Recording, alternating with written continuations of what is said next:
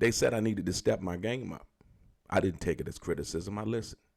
Today I got multi-platinum, legendary songwriter producer, one half of the Dog Pound. Yeah, y'all know who it is. Murder Was the Case. All Eyes on Me. Yeah, I got Daz Dillinger in the building. No need to get into theatrics. We're going to get into some of this straight game. Yeah. Blackjack. Life is like the game of cards.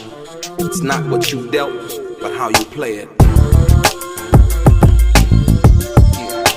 Blackjack. To play each situation correctly. I remember they used to laugh at a brother. You said you remember they used to laugh at a brother? Yeah. Yeah, my man. What's happening, man? How you feeling? Oh man, I'm great, man. Blessed, man. You know, You blessed. You looking good, man. You looking real good. Feeling good, man. You know. And since you start working out, I seen all that weight you lost. I was like, wow, my man really, he on top of his game. Yeah, it's all about getting your mind right, eating right. So I just want to start it off. Yo, what you been eating lately, man? What you like? So how you started off and how do you maintain the weight? You know what I mean? The weight loss, man. Because I think health is wealth and it's more important than anything. I ain't been eating pussy. But you know, just fruits and shit that, you know, that grows. Okay. You know what I'm saying? Shit that grows like vegetables. You know, lightly eating meat, you know what I'm saying? Slowly but surely, but just fish and, you know, chicken and shit like that. No red meat. And, Okay. You know, it's hard. No bread, no salt, no sugar, like drugs. You know what I'm saying? Yeah. So that salt and that sugar thing, that thing real hard. But like I say, I see what you've been looking like, man, and it's really, I'm really impressed because I think at the end of the day, I don't care how much success you've had or whatever you've done. I think if you're not healthy, you can't enjoy none of that. You can't enjoy nothing dead. Yeah, absolutely. Or basically incapacitated, if you will. You know what I mean? Yeah, bloated. So what's good, man? What's good? I want to say also, I love that Woont De Woont. Oh yeah. Yeah. I was like, man. Day One gave us that track. Right. So question, I got a question for you. The first question I'm gonna ask you. Let's get to it. What is it? I seen just recently you put on your Instagram that you're retiring. Yeah. That you're retiring. I'm Is retired. that true? Yeah, you know, it's too much going on in the rap game right now. You know what I'm saying? Right now, Snoop got Death Row. He giving us all our shit back. When he put it in my hand like this, and I look at all the shit that I'd acquired, I retired. I'm paid. I got the money now. You know, this is what we've been fighting for the last 30 years. You know what I'm saying? Why Snoop took all the shit off of iTunes and everywhere because he wanted to see who's stealing.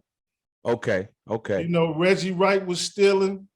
He had made a publishing company under my name, and he was just stealing all kind of shit, man. And, you know, we found that out, and now Snoop going through every corners of the Death Row catalog and just seeing like Alan Grunblack from E1 stealing. Oh, wow. You know what I'm saying? And Reggie Wright stealing. You know what I'm saying? We catching everybody hand in the cookie jar right now. So right now we back putting everything back together. And you know what I'm saying? Like I said before, Snoop doing a good motherfucking job. Harry on the Death Row, you know what I'm saying? And giving us shit back. So, hey, I retired. When you got $100 million, you know what I mean? Wow. Congratulations on that, man. And like I said, because I remember back in the day when I first bought the All Eyes on Me album, right? I was living on 3rd and Redondo in Long Beach, right?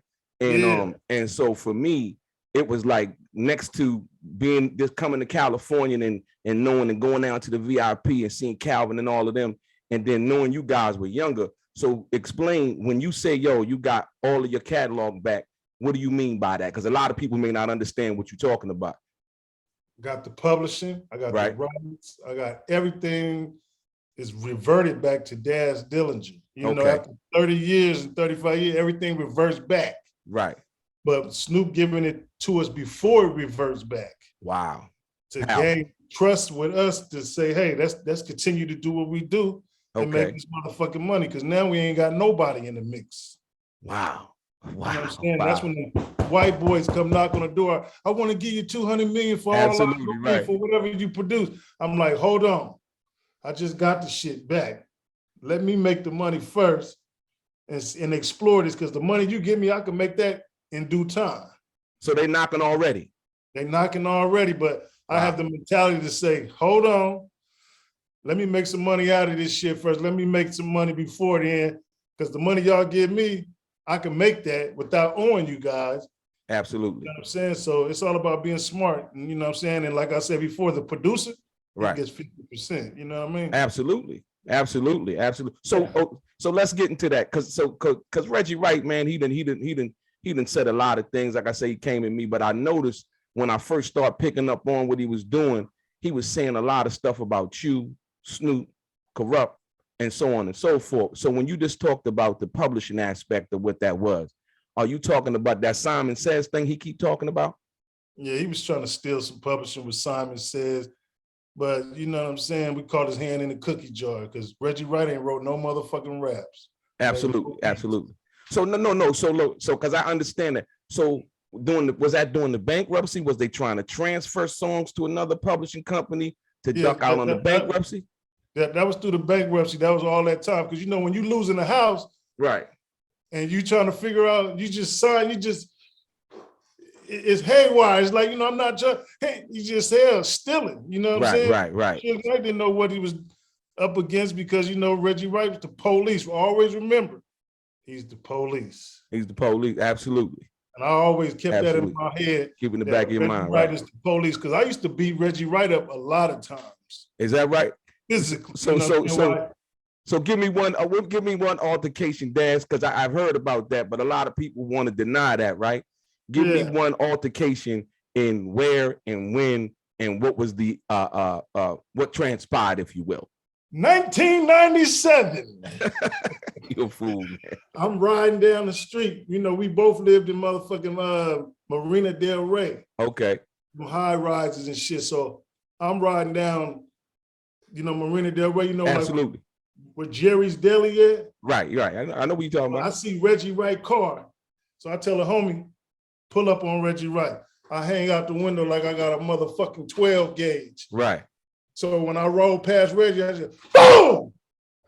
Oh, wow. He almost tore up the whole motherfucking Jerry's Deli. Oh, wow. Just a whole bunch of shit, you know what I'm saying? Body slamming this big ass at Death Row, you know. So what y'all, so when you say body slamming, and what y'all was y'all like play fighting, but you got the best of them? Or you wrestling, you know what I'm saying? Wrestling, right. Torturing them motherfuckers. I used to just go in there and torture motherfuckers all day. You know what I'm saying? Right. Wow. That's crazy though. No, but like I said, I still want to talk about so because Reggie said something, he said something on Vlad in regards to that publishing company that he set up, but he said he wasn't really generating no money from it. So you found out that he was? Yeah, we found out that he was stealing. He made a company called Daz Dillinger, and he was stealing everybody publishing, putting it in that name. I didn't even know. I used to look at BMI and be like, who the fuck is Daz Dillinger Publishing? I ain't even got Dillinger Publishing. Okay. All my shit under Delmar Arnold, Dilly the Dog. Right, okay. You know what I'm saying? So you found out that he had set up a whole different publishing company from your own, under which one, ASCAP or BMI? It had to be like ASCAP, because I retired from ASCAP, because I used to see Alonzo Robinson. Right, my man, I know Alonzo. He was stealing too, him and Suge Knight. Suge Knight used to go in there and punk him, and he'd go in there, and that's how I seen him changing percentages and shit. And that's when I said, I'm gonna retire from ASCAP and I'm gonna go to BMI. So right now I get 2 checks. I get one from ASCAP and I get one for BMI for the same song every month. You know what I'm saying? So okay. I don't know who's getting paid twice from ASCAP and BMI. You know what I'm saying? So I get 2 checks. I don't know either. All I get mine from is ASCAP. So that's when you said that, I heard you say that in another interview. I heard you say that. I was like, Daz get 2 checks. He get one from ASCAP and one from B. So basically, because usually the publishing and writers is usually the same amount, right? And so when you look at that, so is it the same amount from ASCAP and BMI? Basically, they kind of measure up, if you will. I get the writers from ASCAP, and I get writers from BMI and publishing. But I have to go back in there and see about this company that I made when I first started with ASCAP called Imani's Publishing. That's the one that they were stealing from. Okay, because the Imani Publishing was on back of, because I look at liner notes. I always pay attention to the liner notes. The Imani Publishing was on back of All Eyes on Me, correct? Yep, and that's where I'm going in there to find that money, because that's the money that they were stealing. Now, Snoop came to me one day and told me when I went to Death Row Records, the new Death Row Records at his compound, he set me in the room and he was showing me all the books. Push call. Shout out to Snoop. Hold on, shout out to Snoop on that, being savvy and really getting at you on the business. But go ahead. Yeah, because my name is all through Death Row. Absolutely. From the beginning to the end, I have more songs with catalog than any other artist on Death Row. Absolutely, I know that. Yeah, more money than anybody over there at Death Row under my name. So that's what we in the problem of getting right now from All Eyes on Me, and we're just gathering all the information up right now. You know what I'm saying? Seeing who's the thief and who's the liar, and then we're gonna go in and sue their ass. Absolutely, and like I say, and y'all got the capital now to really be able to do that. I know back in the day, really not having that capital, and you go and see a lawyer and they like, yeah, well, we need this amount of money up front. Y'all right to ready to get busy with that thing. Congratulations on that part, man. That's real talk. Daz Dillinger in the building, a legendary hip hop producer, OG to the game, Platinum Plus. Yeah, you know who he is. Your boy DELRAY, straight game. My man. You a fool, Daz. All right, for sure, Daz. All right, my man. Hey, look, one love, man. All right, holla back. Daz Dillinger speaks on Nate Dogg, Tupac getting $1 million in the briefcase at the studio. Also, Suge Knight paying them big money, but no royalties, and much more. Let's get into some of this straight game. Yeah. Blackjack.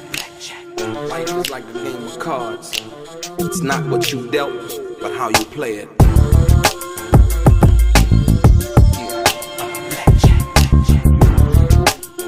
To play each situation correctly. I remember they used to laugh at a brother.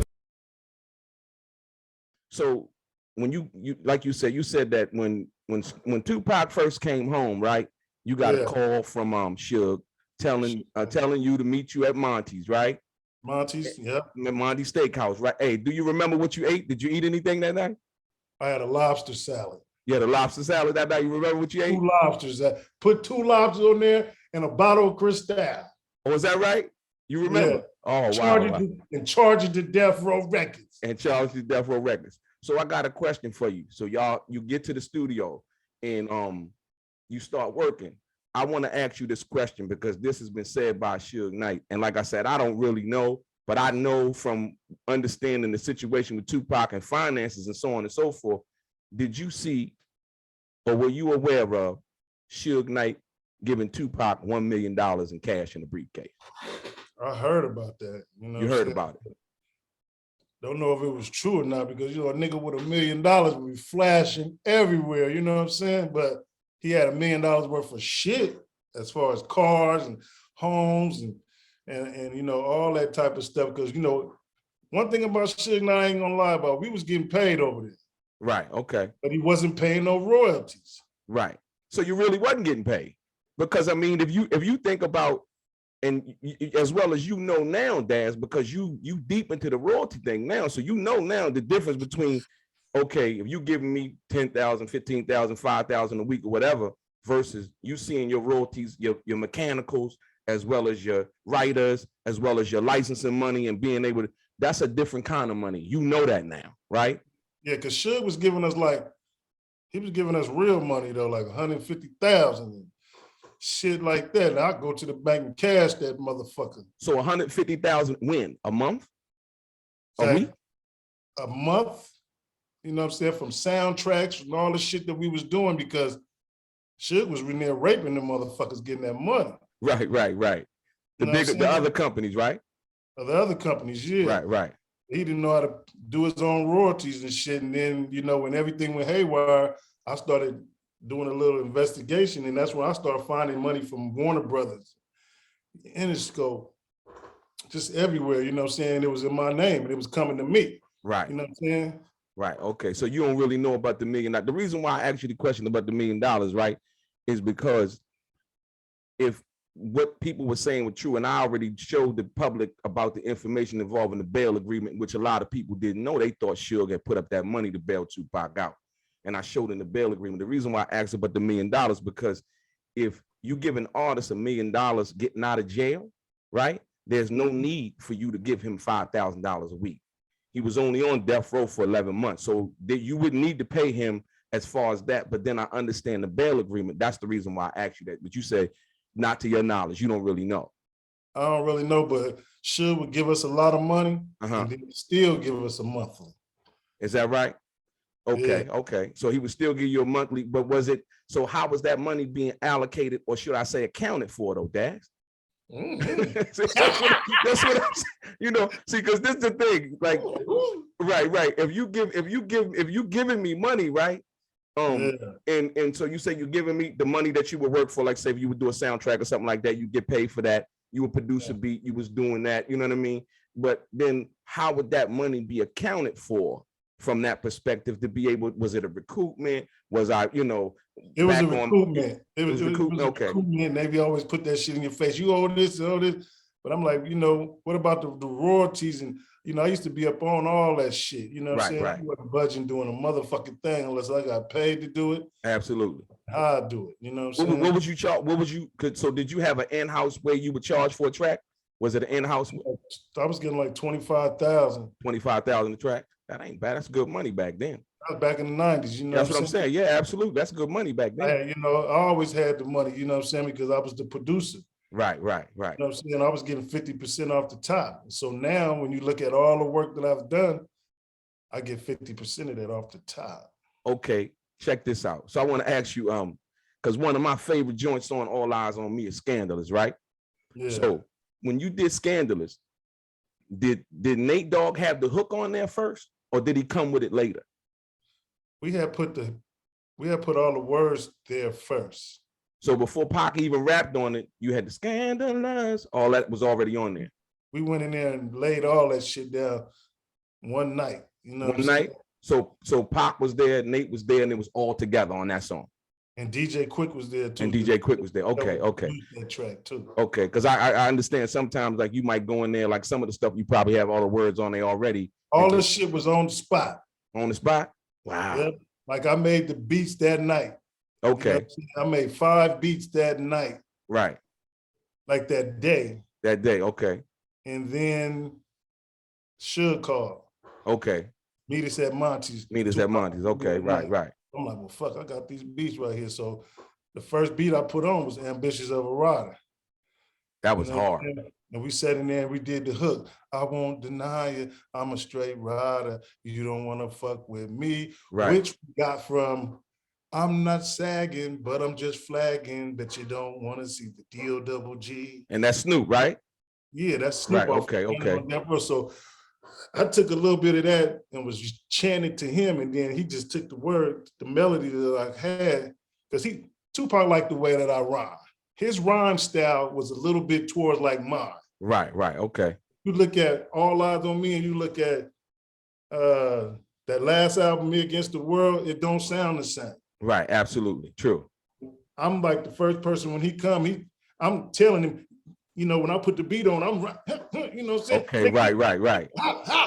You know what I'm saying? And then he just took it from there, and then shit. And I told him when he first came, I said, Pop, I see what Suge and them trying to do.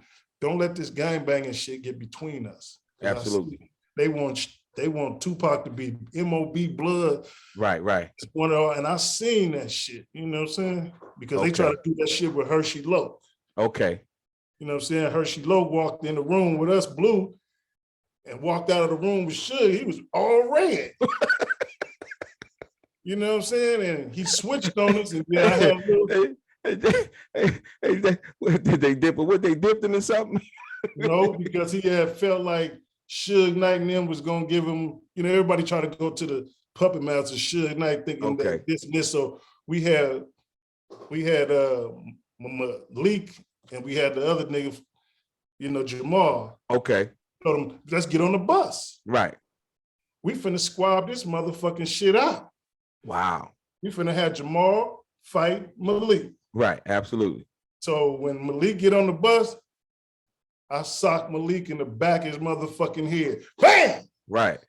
Wow. And the kid like, oh, you trying to be funny, huh? And they're like, yeah, nigga, we had money. We was betting on this. And then that's when then that night, the police came, kicked every motherfucking door in, and Suge got us out of there in a rental car and snuck us somewhere and jumped on a plane and took off. So what was y'all at, Daz? What was y'all at? Shit, we think we was in Alabama. We was in Shreveport that time where we went to jail twice that day. Right, okay. So you was in Shreveport, Louisiana? Yeah, we went to jail twice that day. Oh, wow. Suge scooped y'all up and got y'all up out there, huh? Yeah, it was good for that type of shit. Daz Dillinger in the building, a legendary hip-hop producer, OG to the game, Platinum Plus. Yeah, you know who he is. Your boy DeLRAY, straight game.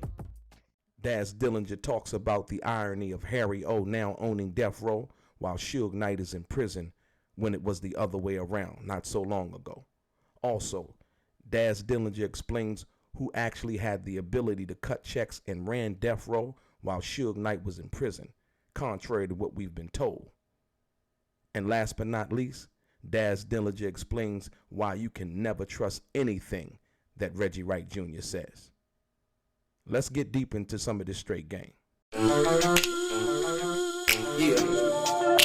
Blackjack. Life is like the game of cards.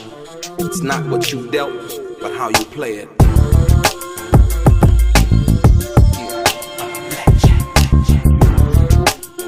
To play each situation correctly. I remember they used to laugh at a brother. So let me ask you this, because this is very important. When you talk about Death Row, yeah, how do you feel in all of the things that, like, you know, we talk about Harry O, and they said, well, Harry O, you know, initially gave him the money, and I pay attention to the pictures of him, Lydia, and David, Lydia, and Suge in jail when he went to visit Suge. What do you think about now Harry O is home free after doing 30 some odd years? And on the flip side, Suge Knight is now doing 28 years, man. It's crazy, right? What do you think about that? The game switches around on you. Wow. You know what no, I that's mean? true, though. That's true. He was in jail. Now Suge's in jail, and he's out of jail, and he on Death Row. My point exactly. That's the question. Chess. Yeah. Checkers. Wow. You know what I'm saying? And that was a strategic move him and Snoop did, and I salute them to get it out the white man's hand. Absolutely. It had nothing to do with it. It was all in Alan Grunblatt. He wanted to be Suge Knight, but he was still paying Suge Knight under the table. Oh, even up until now? Motherfucking right. How did you, what do you think? Shit. No, yeah, you got it, because I don't see, now you schooling me now, Daz, because I don't know nothing about that. So when you say that, right, so explain that, go into that, because I don't know. Well, Suge Knight been at Alan Grunblatt's house, so you put two and two together, you know. Okay. Where he been at Jimmy Ivy in them house. Okay. He still got his hand underneath their balls and you motherfuckers, you know, that type of shit. So if you look at any paper trail, hell. Okay. Still paying Suge Knight. He's still paying Suge Knight. Wow. Something under the table, you know. Okay, no, I can see that. I can see that. So no, the crazy part. So the Simon Says. So when we get into the Simon Says publishing, that publishing company really didn't mean anything. So check this out. Just on the back of the records. So it's just on the back of the record. So that wasn't one of the publishing, because Reggie keep talking about the Simon Says publishing. He had that shit too, because he was stealing from Suge Knight too. Oh, he was stealing from Suge Knight too? Yeah. Oh, wow. And Reggie Wright he wanted to be Suge Knight. He was wearing red suits and all that shit. You know? Oh, is that right? Yeah, he wanted to be Suge Knight. So I got another question for you on that one, since you said that. So, tell me, when Suge Knight was removed because he went to jail, he got the 9 years for the violation of probation, right? Tell me, was Reggie Wright in charge of Death Row, or was it Miss Chalet? Miss Chalet was in charge, but Reggie Wright was doing the dirt. He was like the middleman liaison, basically. Yeah, he was like, yeah, she's, she's gonna do this and do that. He just go out there and do whatever the fuck he wanted to do. He was the police. Remember that? Right. Okay. Yeah, but he was doing every day-to-day shit, you know what I'm saying? Fucking shit up, stealing shit. He was just, you know what I'm saying? All that shit. Oh, wow. Yeah, he was stealing every motherfucking thing. Oh, is that right? Wow. Now, because I wanted to know that because, like I said, the information that I came across when I think about somebody running something, Daz, do you have any contracts? Because I asked Reggie, and he said he never signed nothing, right? When you tell me you a boss, like yourself, you a boss, right? Because if somebody come to you, Daz, and you own your publishing, right, and they want to license your publishing, either you or the administrator that you hire to do that usually do that. So when I say that he didn't run it, and the information that I found out from the deposition in court where Suge said that Michelle A was in charge, when you run something, you signing checks and you signing contracts because you can make moves and power moves like that, the things that really move a label. So do you have any contracts of yours that he signed? He didn't never sign that. Everything that he did was a stamp. Okay. It had Suge Knight name on there. He just hit the button. Okay. Yeah, because that's what because that's what he said Michelle A was doing. He said Michelle A had the stamp and he would go to her based on the fact that he would go see Suge and so on and so forth. So I just wanted to clear that up because you was there and you got a lot of checks from Death Row, huh? He had a duplicate. Yes, he was doing this shit and signing his own check. Reggie Wright's a big ass thief. He been stealing from the get-go. Is that right? But you steal from a motherfucker that got $600 million and he locked up in jail, don't know what the fuck is going on. Right. Oh man. You know what I'm saying? And I mean, you would think that a little bit more loyalty to the game would come in play. But like I said, I take it from you, man. If you said that he was stealing, you was there, like I said, and you was getting cut checks. So you know more than I would say, like you say, being the person who probably as a producer on one side of things generated more money than anybody else. I would say that what you're saying is more accurate than most people. You understand what I'm saying? So, man, I got the real info. You know what I'm saying? Like I said, I was the last motherfucker there on Death Row. Right. Corrupt, Snoop, everybody left. I just said, fuck it. It's too much music in this motherfucker to be just leaving. Right. I'm gonna pull the motherfucking U-Haul up like I did, and I took all my shit, and I left blank reels, and told the motherfuckers, here go your music right here. Wow. And gave them the blank reels while I took the real shit. Now I got right, and that's crazy because I'm gonna get into that because the taking of the reels. Here's the thing. Did you hear about when Tupac wanted to go to the studio to get his masters, but they wouldn't let him get it? Did you know about that? They was doing everybody like that. Wow. They was trying to. You tried the same thing and they didn't let you do it? I was taking my shit. Fuck that. We was in there strapped. Wow. You know what I'm saying? Fuck the police. You know what I'm saying? Right. We got this shit. We making this shit. You know what I'm saying? And that's what it is. Because they was not trying to get us to get a DAT. No type of that, man. Fuck that shit. We made this shit. So when you recorded the song, they wouldn't let you take a copy of the song out the studio? Other people, they wouldn't let it get a time. I was always getting a copy of my shit. You know what I'm saying? Okay. So what you were making on tape or just DAT or what? I'll be the only one in the studio. I got all the dads and shit. I'm making shit, doing what I'm doing, you know what I'm saying? Never let the left hand know what the right hand doing. You know? Right. So no, but did you know that Tupac was as hot as he was as far as them not being able to let him do that? And then after he did that, I'm gonna ask you this. Did you ever know that Tupac had fired Reggie Wright? Yeah, did you know about that? Did you know about that letter at that particular time? No, I just heard Tupac's overseeing. I fired that motherfucker. Okay. So you didn't really know the intricacies. You just overheard him saying that. No, he was talking to us, you know what I'm saying? Like, yeah, I fired that motherfucker. Wow. And he didn't say why? He just said just errors and shit, just errors. Just errors, right. Errors. Okay. He talked politically, soldierly, you know what I'm saying? Right. Just like if your shit ain't tight, you gotta go. I feel what you're saying. No, the reason why I asked that because recently I came across the letter that Yasmin Fula had. What's her name, Daz? And this is very, very important. Man, paperwork don't lie, man. Absolutely. All the facts that you got. Hey, I've been watching this straight game, you know. Right. So I'm gonna ask you this because this is important. So Yasmin, what Reggie did was Reggie lied on Yasmin. Yasmin's a 70-year-old black woman, man. And so what got me was, this is somebody who raised Tupac, helped raise Tupac like a mother, Yaki Gaddafi's mom. So with that being said, when she put this out, it was in reference to him saying that Tupac had fired her, right? Then Reggie did a video basically saying that he never said that. So when he did that, I pulled up the video in which he did it, and I made the video. What I'm trying to ask you is that, how do you feel about what he did in regards to that and the lies that he's been telling in regards to most of the people, or should I say Yasmin in particular? How do you feel about him lying about that and being exposed, man? Man, don't believe shit Reggie Wright say, man. He say anything. You see in the wheelchair, he do anything. Wow. You know, God don't like ugly. You know what I'm saying? Reggie was big as a house. Now look at him. Yeah. It's sad though. It's sad. Like I say, at the end of the day, and like I said, for me, I don't really even go with his health thing because I don't want people to take it the wrong way how we approaching this, because I like to deal with the facts.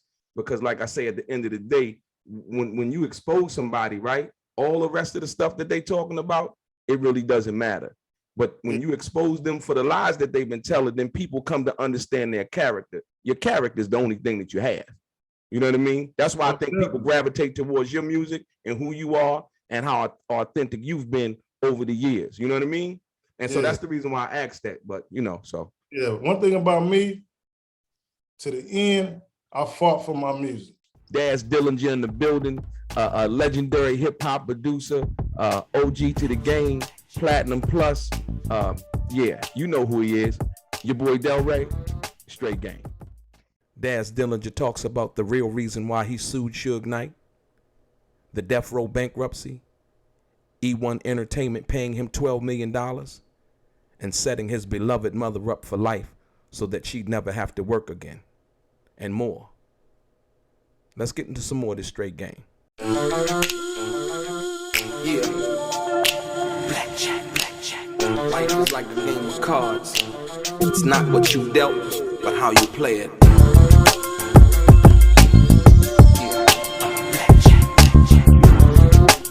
To play each situation correctly. I remember they used to laugh at a brother. Like, I'm the only one out of Death Row Records that sued Suge Knight. Everybody else didn't sue him. So when I sued him, all my contracts was voided. And hold on, Daz. So now, when you say when you sued him, all your contracts was voided, explain that. So why did you sue him? Why did you sue Suge Knight? What spawned your lawsuit when you first sued him? What made you say, yo, I got to file a lawsuit? To get out of the contracts, royalties, and just all the default shit that they was getting into. You know what I'm saying? The people that I had, you know, some high-powered mafia boss niggas, you know what I'm saying? Right. From the East Coast, you know, in Miami, they put it down, and you know what I'm saying? And then they tried to fuck me. Okay. And then they tried to start working for Suge Knight, but I already had the shit in my name. Okay, right. So I dumped them and Suge Knight and took it all, you know what I'm saying? Wow. You know what I'm saying? So, you know what I'm saying? And that's how I got out of that shit. And then it went into bankruptcy and all, it just started flipping and shit. And then, you know what I'm saying? And that's when Reggie and everybody just started signing paperwork and everybody just started stealing. And then it got in the white man hand. And that's when I kept going back to court. And then I'm like, you know what? I ain't finna spend my money on this shit. I'm gonna wait till this 35 year and I'm gonna get this shit back regardless. So is that so when Suge didn't, is that the default judgment when he ain't show up from court? Yeah, the default judgment, I got paid from that, but then it's the other half too, as far as them administrating and the people, BMG was involved with E1 and everybody was stealing. So, you know what I'm saying? I get that. But how did, so what were they doing? Making up fake companies basically? Everybody was stealing shit, making up shit, just, they didn't really tell nobody because they was making up the shit. Like if you the owner, you can make anything up to have the money directed. You know what I'm saying? I had different publishing companies and different names and, you know what I'm saying? I had a publishing company in my mother's name that I would put all my shit in, you know what I'm saying? And split the song. I would split the song with myself, with my mother, you know what I'm saying? And so you was putting your mom's on the giving her a piece of the music too. Yeah. Okay, that was good. I gotta commend you for that one, Daz, because most people don't think like that. See, most people, even in the business right now, they don't even know about songwriter transfers, breaking your percentage down, giving your mom some, so you won't even have to give her no money, that she'll get a check every month also. Yeah, she gonna get a check every 3 months. She gonna get a check every 6 months. Absolutely. Like wow. royalties and all that shit. And then my mom got sick. Right. I switched everything back over into my name. Okay. After all the smoke, you know what I'm saying? Because I had a $500,000 deal with Famous Music for my mom. Okay. Okay. You know what I'm saying? Wow. Oh, so you did a publishing deal for it too? You motherfucking right. And my man. And I signed Superfly. Oh, you did? Okay. See? So all that publishing that Superfly was doing, and it was all under my mother. So I gotta give you, I just gotta do, that's straight game right there, Daz, because like I said, a lot of cats don't find out what, even today, like this stuff that you're talking about right now, most cats, when they give them their advance, they don't even know nothing about, the publishing, the splits, and all of that. They got the chain, the car, the Rolex, and they rolling. You know what I mean? It all depreciates after a while. Absolutely. So when you say that, like I said, I gotta give you your props, man. Like I said, but when Tupac mom when Death Row filed for bankruptcy, right? Was you part of some of the creditors? You motherfucking right. So how much did they owe you, if you don't mind telling me? Shit, they owed me like about another 12 million. 12 million? Yeah. And that's from all of the, basically All Eyes on Me. Was that from Dog Food too, or was you? That was everything as far as the judgment. Okay. When me and my mafia boys, you know what I'm saying, that's what we broke down. You know what I'm saying, and right. Alan Grunblack and all them motherfucking honkies, they paid that shit. They paid it? They paid it because wow. My friend said. Right. Now I get what you're saying. Without having to say that, I get what you're saying. Yeah. Without having to say it, I get it. Yeah, okay. They said, you don't pay that fucking money. You like your fucking dog, right? Right. You're not gonna love that fucking dog. You're a fool, man. You're a fool. Fucking money. Hey, no, and look, and so along with that, right? So the situation like with Snoop right now owning Death Row, man. How does that make you feel, knowing that you have been through everything that you've been through, like all the stuff that you're telling me right now? How does that make you feel to see your cousin, your homie from the East Side? My first cousin. Your first cousin. Look, your homie from the. How does that make you feel? Because for me, right, tell you a little story. When I first came to California, Shantae's uncle Michael, you know Mike? Yeah. Okay, he used to manage me. Yeah. And so I had met Shantae a long time ago. I had never met Snoop back then, right? Yeah. But to just know what y'all been through and what y'all had accomplished, do you, before you answer the Snoop question, let me answer this. Do you understand the impact, man, that you've had? Because last night I was in the gym, Daz, and they had like a West Coast, I think a Spotify playlist thing playing, right? And as soon as I come in the gym, they got the joint with when I come to Inglewood, I'm gonna call y'all back. You know, the joint with Mac 10, right? Yeah. And I was sitting there thinking, like, anticipating we're gonna do this interview. And I was like, damn, I wonder, do Daz really understand, man, the impact that his music has had, man, just around the world, man? I really don't look at it like that. I'm like a humble person, you know what I'm saying? I don't try to outshine the master. I don't try to show I got this and that, you know what I'm saying? Right. I'm just making music, you know what I'm saying? Okay. And we didn't know what we was doing at the time, you know what I'm saying? And I made that beat off a flute, fucking around with Mac 10, you know what I'm saying? Okay. 10 wanted to use that shit, and plus it had Ice Cube. I got a version with Ice Cube on there. That ain't never came out. No, Ice Cube wanted a lot of money. So, he didn't clear it. So Mac 10 was like, take him on. Okay. And it still worked though. I got the 2-inch. Wow. I got 2 inches, baby. You know what I'm saying? Wow. You got the 2-inch reel. That's I got the 2-inch. So now that I say that, and not that you had to outshine anybody or try to outdo anybody, but the reason why I asked that question is because let me ask you this. Have you ever been in a club and like people didn't know like you was in the club and and you was on the low and you heard one of the songs that you produced come on and you just see how motherfuckers move through your shit? Man, I do this a lot, right? You know, I be Right. driving and smoking and shit. You know what I'm saying? And Uh-huh. I pull up to a motherfucker and they bumping my music, right? Right. And they look at me like, yeah, motherfucker. Yeah. And I'll be like, yeah. You know what I'm saying? Just knowing if they knew that was me, Right. you know what I'm saying? And next to them, you know what I'm saying? That give me gratification, you know what I'm saying? And when we first started out, then nobody know who the fuck we was. Right. We were next to a motherfucker, they playing the Chronic because they never knew our faces. They only knew our voices. Okay. Yeah, and that's the thing, because like I said, I remember when I would go into the club and I would hear, like, you know, you hear like Gangsta Party come on, right?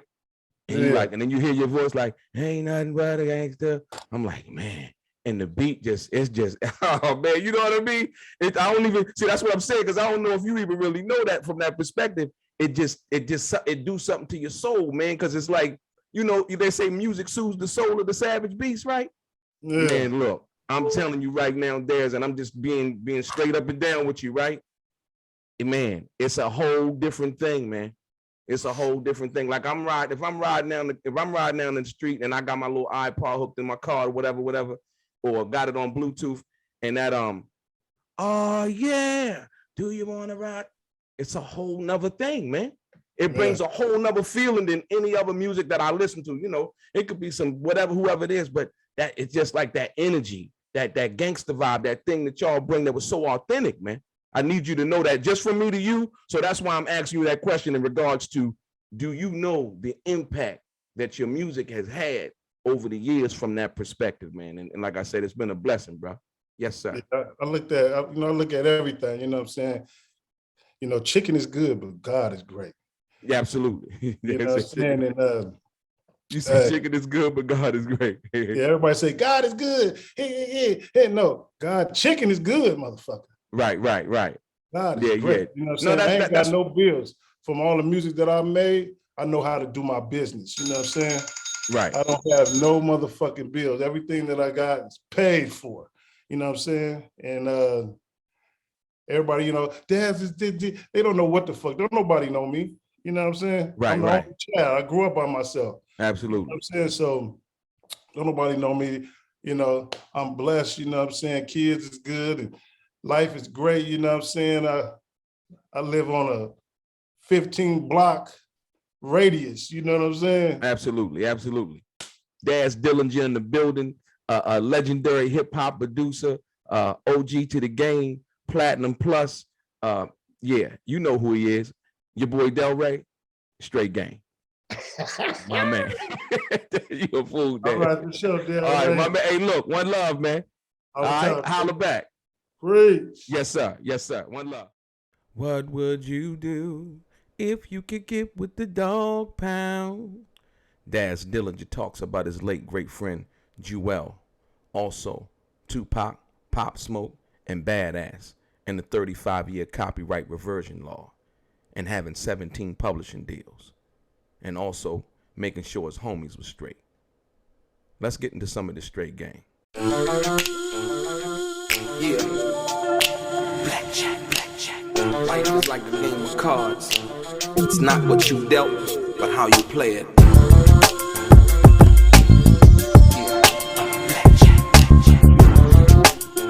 To play each situation correctly. I remember they used to laugh at a brother. So with the recent passing of Jewel, you know, if you could let me know, like I say, you work closely with her, if you could let me know one of your fondest memories of her and working with her in the studio, if you care to share that, brother. I mean, you know, she had whispered in my ear and said, the way that we stick and move, what would you do if you could fuck with my crew? Blaze up a sack, cause it's that funk good. Hey, you know what I'm saying? So she did that. I said, go lay that shit down. You know what I'm saying? And we got nominated for a Grammy for that motherfucker, a diss song. Wow. So that was the process with you. So everything, when y'all were working, would usually be like on the fly. It could come up like that, and she could just be in the studio. Yeah, anybody could walk in that motherfucker. And you have you know what I'm saying? You singing the right and humming the right shit, you on there. You got you some publishing. You finna in. Right, you finna eat. Right, right. I was giving niggas publishing all day. All my homeboys got songs like Big C Style, Joe Cool. I put them on Bomb Ass Pussy, gave them 5%. They still eating off of that. They still eating off of it. Niggas Yeah. thank me to this day. Right. Thanks, because you did that for me, cuz. But that's, but you know. Fuck with me, you're going to eat for the rest of your life. Right, right. One song with me, you're going to eat for the rest of your motherfucking life. Till we dead and gone, you're going to eat off this motherfucking song. Did that rhyme? Yeah, absolutely. Hey, look, you know what? You know what's so Like funny about that? Huh? Just like they say, one song could put you on. Yeah, that's true. That's true. You know what's so funny about that, Daz? That's what I'm talking about. The work that you've done. Yeah. You, and when you talk about top 10 producers in the game, that's revenue driven, and we talking about how the industry judges things, not, you know, a dude's personal preference. We talking about generating money, being a powerhouse behind the game, and really having the credits behind it. You in the top 10, Daz, but they don't mention you though. But I just want to let you know from that perspective, the work that you've done. Just and if we can be just fair, let's just deal with All Eyes on Me. What record you know that's done sold as many records as that? Period. And that's a double album. Motherfucking right. So I ain't mad at you. Right. You know what I'm saying? Speaking of that, how did Danny Boy come about to be on All Eyes on Me? Was he there that day in the studio that y'all did the song, or did his part come later? His part came a little later, as Tupac put him on the song. Okay. But he was always, you know, Suge's little pet. You're a fool, man. You know He was what? What'd you say? He was what? Meow. His pet. Oh, okay. So no, Danny Boy said he was like Suge's son, but even he didn't get paid though, huh? I mean, we was all like Suge's son. You know what I'm saying? Suge was like our pops. You know what I'm saying? We was young, and he was making a way for us to make that shit happen. Do or die. So when did you first sign your contract? How old was you? I think I was about 16 and a half, 17. So you had to go through your mom? That's where I won in court though. Oh, got you. So they did a contract with you without going through my mother, yeah. Wow. See, that's new info. That's that new information, because I recently heard the young girl, the singer girl, her. She's suing a company right now for that same exact thing, because she signed her contract, was like, you talking about that little fat black man that be always in the videos and her manager and shit or something, huh? Yeah, something, yeah. No, you know what the cold part was? It's the same thing as the same thing with Suge Knight and Tupac and the semblance, because he owned the label and he is a manager. So they talking about conflict of interest, and the same thing that relates to your situation. And when she signed the contract, she didn't have her guardian look over to something like that. That was the same thing with us too. Suge Knight's wife. Oh, wow. Was managing us, but she was Suge Knight's wife. That was a conflict of interest. Absolutely. Oh, wow. That's crazy, man. That's crazy. So I got another one for you. Yeah. You probably the only, now, and correct me if I'm wrong, you probably the only producer that I know that has worked with Biggie, Tupac, Snoop, and Dr. Dre. Yeah. I work with a lot of people too. I just, you know, my catalog is just so many motherfuckers, you know what I'm saying? So how many songs you got in your catalog, you would say? So I got about 12, 15,000 songs. Is that right? Yeah. Wow. You know, now it's a new game because people are sampling the music. Right. I got songs from Jeezy and T Grizzly, and I get half of that song, 25%. Tupac get the other 25, and everybody else sampling, you know, Fat Joe, you know what I'm saying? He used Pick It Up, you know what I'm saying? Right. That's nice, you know what I'm saying? And, you know, Meek Mill, any of y'all niggas out there use the Ambitious of a Rider, thank you. Because, you know, that's 50% off the top. So let's, because a lot of people don't really understand that process, Daz, and what that takes to do that, right? So when somebody use your record, explain to us the process in which they do and them contacting you and getting your portion, whether you got somebody administering it or you do it yourself. How does that work? Explain it to them, because they might not know. I do it myself, you know what I'm saying? When you register the song, you put my 25% down. Right. You know what I'm saying? And then Tupac get his 25%. So do they call you? They call you? They email you? Some people don't call. Some people don't call. It's like half of the song that I own, and then some that Death Row was owning. But they were stealing songs though. Okay. You know what I'm saying? I had to fight for a lot of songs like Sea Walking and shit like that, you know what I'm saying? Because they were just trying to steal everything. Like, yeah, this is not, I'm like, hold on, you know what I'm saying? Right. You know what I'm saying? But that was Reggie Wright and them stealing shit, you know what I'm saying? Wow. So they wasn't even letting you know, like say if somebody wanted to use something, they was basically going through Reggie and them. Or not Reggie and them, it was going through the honkies' hands, you know what I'm saying? Right. Alan Grumblack and them. Okay. And they was the one, you know what I'm saying, administering with BMG. Okay. See, there was a lot of shit going on, you know what I'm saying? That's what Snoop took everything off the iTunes, and that's what he can cut off all of that revenue that they were stealing from. Snoop cut off everything. Yeah, but it's still coming in though. It's still coming in? Okay. Motherfucking right. You know what I'm saying? You got sound stand, all this type of shit. The music is still playing. He just took it off iTunes. Right. Remember, soundtracks, movies. Right. Absolutely. Yeah. That writers, publishing, all this shit come right to us. You know what I'm saying? Okay. You know what I'm saying? So as far as you talking about, as far as the mechanicals and the record sales money, he took it off of iTunes because of that. I got 17 publishing deals. 17 publishing deals. I got 17 motherfucking publishing deals. And that's what, worldwide? All over the motherfucking place, from doing songs with T.I. I own the publishing, you know what I'm saying? Right. I got one with Warner Brothers. I got this song that I did with these motherfuckers with Universal. I got the song they just did with motherfucking YG, Sign Language, that they sampled from us. I own that. All right, new publishing company. Every time I get a new thing and they sample some shit, new company. Wow. You know what I'm saying? So you just set up something new so that they can't put their hands on it. Yeah, just business-wise, it's always good to say, okay, if I make this song, I want to put this in this name right here and just keep my shit separate. You know what I'm saying? It's like right now, how the platforms is of putting music out, like iTunes and all these other people that you go to put your records out. Right. I'm putting records out through everybody. Fuck that shit. You know what I'm saying? I got to have that money coming in all around. As soon as I'm turning around, you know what I'm saying, like that, you know what I'm saying? And bam, and just keep it working. Keep it working. Okay, right. I'm retired from rap though, you know what I'm saying? Right now, I'm just collecting and analyzing all the shit that I got and making a motherfucking business out of all the shit that I did. I ain't got to rap no more. You're right. I just do it for the homies who, you know, if you begging this and that and I like you, you know what I'm saying? But as far as me trying to be out here, man, fuck all that shit. I did that shit. You know what I'm saying? When your house is paid for, then you can retire. If you got a mortgage, all that shit, you better keep working and keep rapping because the shit ain't yours till you got a motherfucking deed in your hand. Absolutely. I got deeds on deeds plus deeds. You know what I'm saying? Daz Dillinger in the building, man. No, that's, you know what? I respect that so much because a lot of people, Daz, like I say, but see, you've been through the fire though.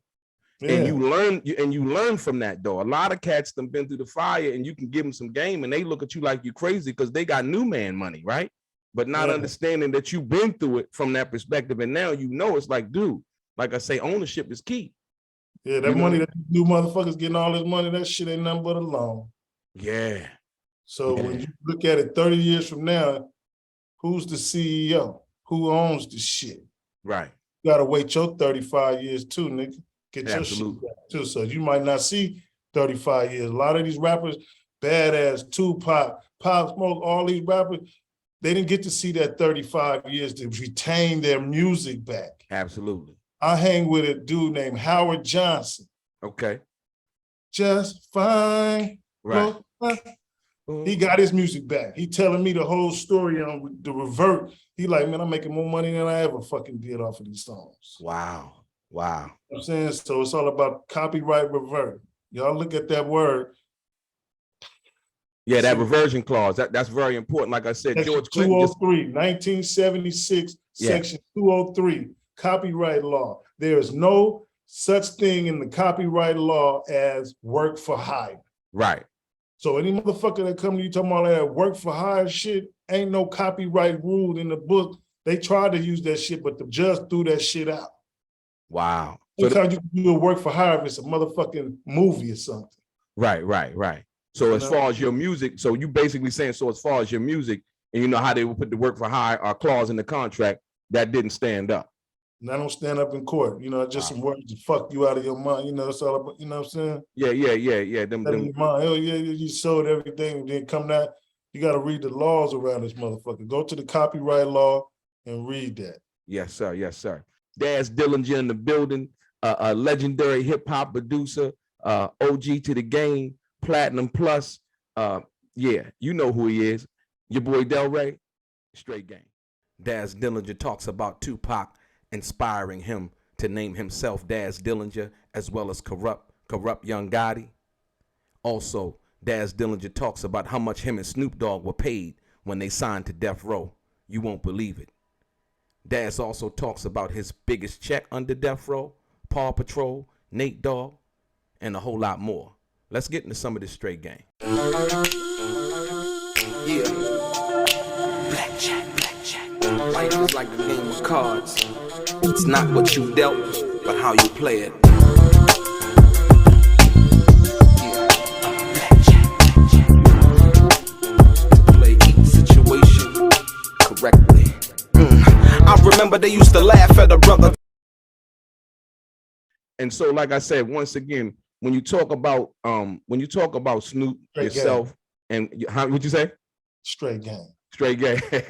You a fool. Hey, no. But when you talk about Snoop, yourself, Corrupt, Nate, Warren, and rest in peace, Nate Dogg. Give me some of your fondest memories, man, of working with Nate. You know, because Nate, like I said, I haven't heard anybody. Nate had a simple way of doing what he did, but yet so effective. One thing about Nate, he gonna bop like that, boom, boom, boom. Oh yeah, he got that thing, man. You know what I'm saying? Because man, I got so many songs with Nate. You know what I'm saying? And you know, like I said before, publishing, man. You know, my daughter plays piano classically. Is that right? Her name is Dasmine Arnold. She got music albums out right now. She make an album a week. You know what I'm saying? But she gonna run all my music. You know what I'm saying? Because she. You know what I'm saying? So you got do you got a trust? I got everything. But hey, I ain't doing this shit. I'm looking at everybody else shit. Right.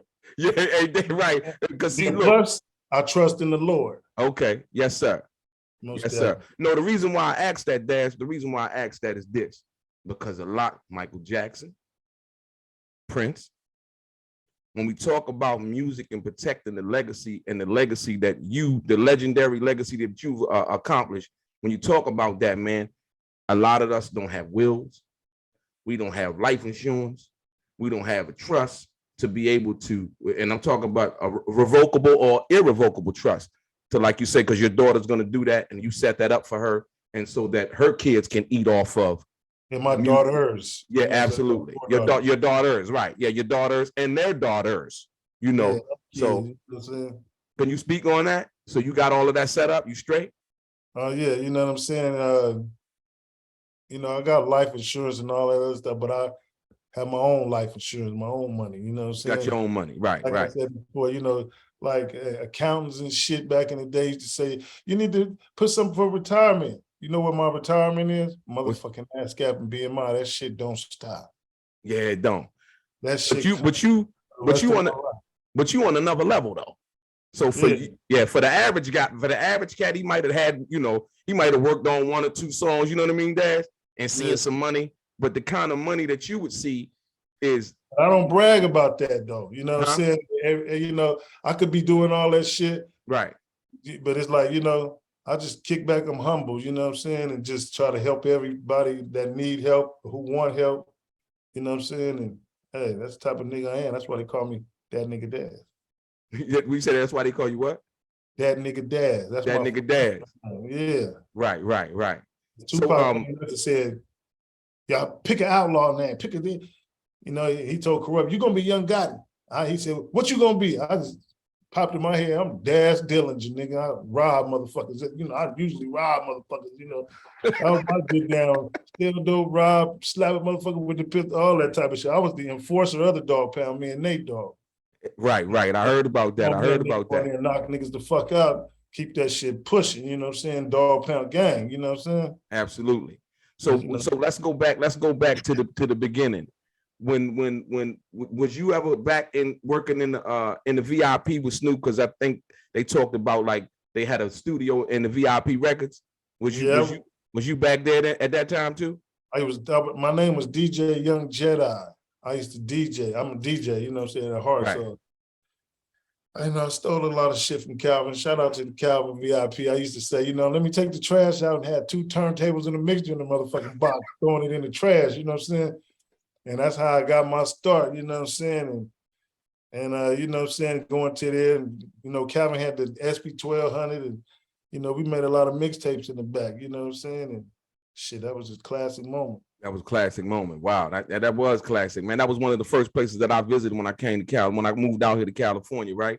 Was there. Now, it was just, for me, it was legendary. So like I imagine what it was like for you, you know what I mean? And doing all of those things. But like I said, so what was it like working with Gip, Gip from the Goody Mob?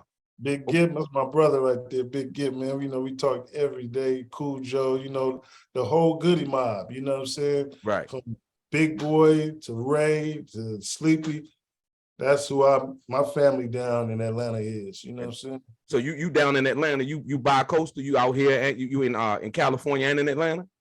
I'm in California, Atlanta, I'm anywhere, anywhere I want to be. You know absolutely. I feel you. So hold on. You had me laughing the other night. So they did the verses, and you went on. I wish. Oh shit. Hold on. They did the verses, right? And you was saying how you felt about certain artists, man. Come on, run me through that, Daz. What did you think about? I didn't even know that they had a trash. They trash. Trash. So they fucked the R&B world up with that shit. You know what I'm saying? It's like they had one big gang meeting and shit. Everybody just couldn't control their motherfucking self. Wasn't no OGs in the motherfucker, you know what I'm saying? And yeah, hey, they was running out of breath. Niggas was on. Everybody was fucked up on that stage. And Ray J had the daycare center going on. Oh yeah, because he had his baby up there with him, right? Yeah. Wow. So who you think was the best though? I like Mario. Okay, Mario, right. What is that? You could not that him. Oh yeah, shit. Neo wrote that motherfucker. Scott Storch did the beat. Let Me Love You. Yeah. Is that right? I ain't know Neo. Neo bad, Jack. He can write. When Neo first got started, he wrote that motherfucker. Wow. That was Neo's first pen. That was his first pen. His first piece of real money. Shit. So right. Question. Since you went there, Daz, what was your first big check when I've arrived? Was it from a royalty check or was it from when you first signed to Death Row? What was like your first check when you knew? And when we first signed to Death Row, we signed to Death Row for $5,000. $5,000? Snoop got $10,000. Come on, Dad. He got $5,000, and then we had to go on tour with the Ghetto Boys. So that means our rent I had to pay $3,500, so I was left with $1,500, almost $500 at the end of the day, and getting on the road, going to Chicago, our first show with the Ghetto Boys. Hold on, Dad. So what was out? With Chronic? The Chronic was out. Okay. So $5,000. They gave Snoop $10,000. Yeah. Wow. RBX didn't sign. See, RBX was Ice Cube. Okay. He didn't sign. He went to school with Suge. He know all that shit. He didn't sign. And that's why you never seen RBX after that shit, because he went to Dr. Dre when they left. Okay, right. Yeah, I remember Dr. Dre down at RBX's first cousins. Oh, y'all first. Okay. I was wondering why RBX be up on the set all the time. So yeah. Okay, I didn't know that. And he was rhyming, doing killing that shit when we was young. Yeah. I like his voice though. I like his voice on some of the records that I heard though. So $5,000. So that wasn't your first big check. That was the first time you got paid. That was the first time. We got paid. I'm talking about the first check when you was like, yo, yeah, I'm all right now. My first check, I think, when I did Retaliation and Get Back. Okay. Because they gave me like $2 million. Is that right? Yeah. Death Row? Death Row. Wow. Because everybody else was gone now. So with that being said, $2 million, right? Is that because everybody was gone? Because you ain't get that much for Dog Pound, right? See, what you fail to realize on the Dog Pound, we just made that up. Okay.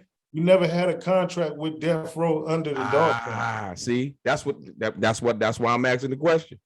Yeah, because I don't. Signed under that nigga Daz and Corrupt the Kingpin. If you look at it right now, there is no contract that says the Dog Pound. Okay. Now it is, because it's a business for us, and trademarks and all that shit. I got a question too. When you look at Paw Patrol, right? Right. And you look at that logo with the paw on there, what does that remind you of? Yeah, it kind of reminds you. Yeah. Motherfucker stole my shit. My shit came out in 1993. That shit came out like 2011. You motherfuckers owe me some money, and I'm coming after you. But I had a bunch of kids like, we gonna kill you. Right. I had to grab one of my rock waters. Oh. Right. No, you funny, Daz. You be wilding like out. Like I said before, they stole my paw. If y'all look at that shit, put them together, what motherfucker you know got 3 paws? True. How come you ain't trademarking? I did trademark. Oh, you did? I did. You know what I'm saying? Before or after? Before or after? Before, I had to fight for that shit because everybody was trying to steal the shit. Suge Knight, everybody was trying to just steal the shit. You know what I'm saying? Wow. Yeah, that's amazing right there, man. I never thought about that. Like in debate because they like so many motherfuckers. You know what I'm saying? The Dog Pound. You can't. You know, it's all kind of shit, man. I had to fight for this shit, man. That's what you call fighting for your music. Daz Dillinger in the building, a legendary hip hop producer, OG to the game, Platinum Plus. Yeah, you know who he is. Your boy DELRAY, straight game. Diggity Daz Dillinger back up in the house again. Y'all heard him say he was going to retire. Today, he addresses the retirement statement and actually what that means. Also, Daz addresses the haters and why they keep watching his pockets and how much money he's making. And also, Daz talks about the Dog Pound not having a contract with Death Row. We dive deep today. Let's get into some of this straight game. Yeah. Blackjack. Life is like the game of cards. It's not what you dealt, but how you play it. Yeah. Blackjack. To play each situation correctly. I remember they used to laugh at a brother. So when you say that there's no contract involved with the Dog Pound as a group, so what did that album or that whole thing formulate under? Was it your original contract that you signed with Death Row? Yeah, it should be. Yeah, I mean, no, that's what I'm saying. That's what I'm saying. Because if it wasn't under the artist name, you know, as far as that, they were just making up shit. They were just going with anything I was fucking saying. Okay. As long as I make the music and put the album together, Murder Was the Case, all that shit. I'm the one that thought about the album cover. Oh, you did? Did the first songs for the motherfuckers and turning that shit into a motherfucking soundtrack.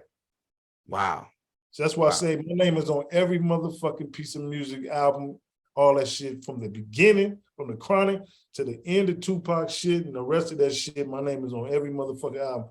You look at every other album on there, you see Corrupt, Snoop, but you don't see all the way through. You know what I'm saying? My shit all the way through. All the way through. I'm about damn near 80% worth of my music is Death Row. Wow. But now you own all of it now. Yeah, when Snoop give it back to us, he's gonna present it to us, you know what I'm saying? And we're gonna work and get this motherfucking money. Shout out to Big Snoop Dogg for defeating the motherfucking devil. Yeah, shout out to Snoop. And not only that, so like, so you talked about earlier, or should I say people have said, and I heard you sort of mention it, but when Dr. Dre first did the Chronic, you was doing some beats on there. Yeah, I was getting drum programming. You said you was what? Getting drum programming. Oh, the drum program. I thought you said the drug program. I'm like, what'd you say, yo? He said, we were smoking. Shout out to ITL Joe. We was smoking good chronic the whole fucking time because we was at Solar Records. We used to go to Solar Records. I used to hotwire the motherfucking elevator from the first floor to the third floor. Take the back off, get a piece of foil, click that motherfucking Me and Corrupt, go on to the third floor where the studio is. We'd go in the back, grab one of them tapes, and erase that motherfucker. Then Dick Griffey, the owner of Solar Record Company, say, is that my motherfucking master? so you That's the Whispers. You niggas is taping over the we taped over the Whisper shit. So he can't do no remixes on that, huh? Shit, shout out to Dick Griffey. Wow. No, I'm just saying, like, no, that's crazy though. Because them 2-inch reels was expensive back then, right? It was about $275 a reel. Yeah, that's what I'm saying. That's big money back then. For the people not knowing, 2-inch reels is the tapes that they used to record the music on, though. And when you master your shit, you cut and tape. Okay. Right. And then you had fucked up. Take that shit back. Right. Let me do it again. Not only that, but remember, Daz, you had to splice it with the razor. That's what I say. I fucked up. Now put the tape back on there and let me try it again. I didn't get it on the one. Yo, that's good. Yo, that's crazy. That's crazy. So when you say, yo, you retired, man, you mean to tell me you ain't doing no more shows? I'm gonna continue to do shows. You gonna continue to do shows? As far as me trying to be these artists and right going out there and in the public, all that shit, trying to be a star. Okay.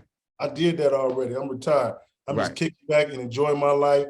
And I got enough music to live for the rest of the eternity until I'm gone. You know what I'm saying? My music's still gonna be here. You know what I'm saying? Absolutely. So hey, I did my job.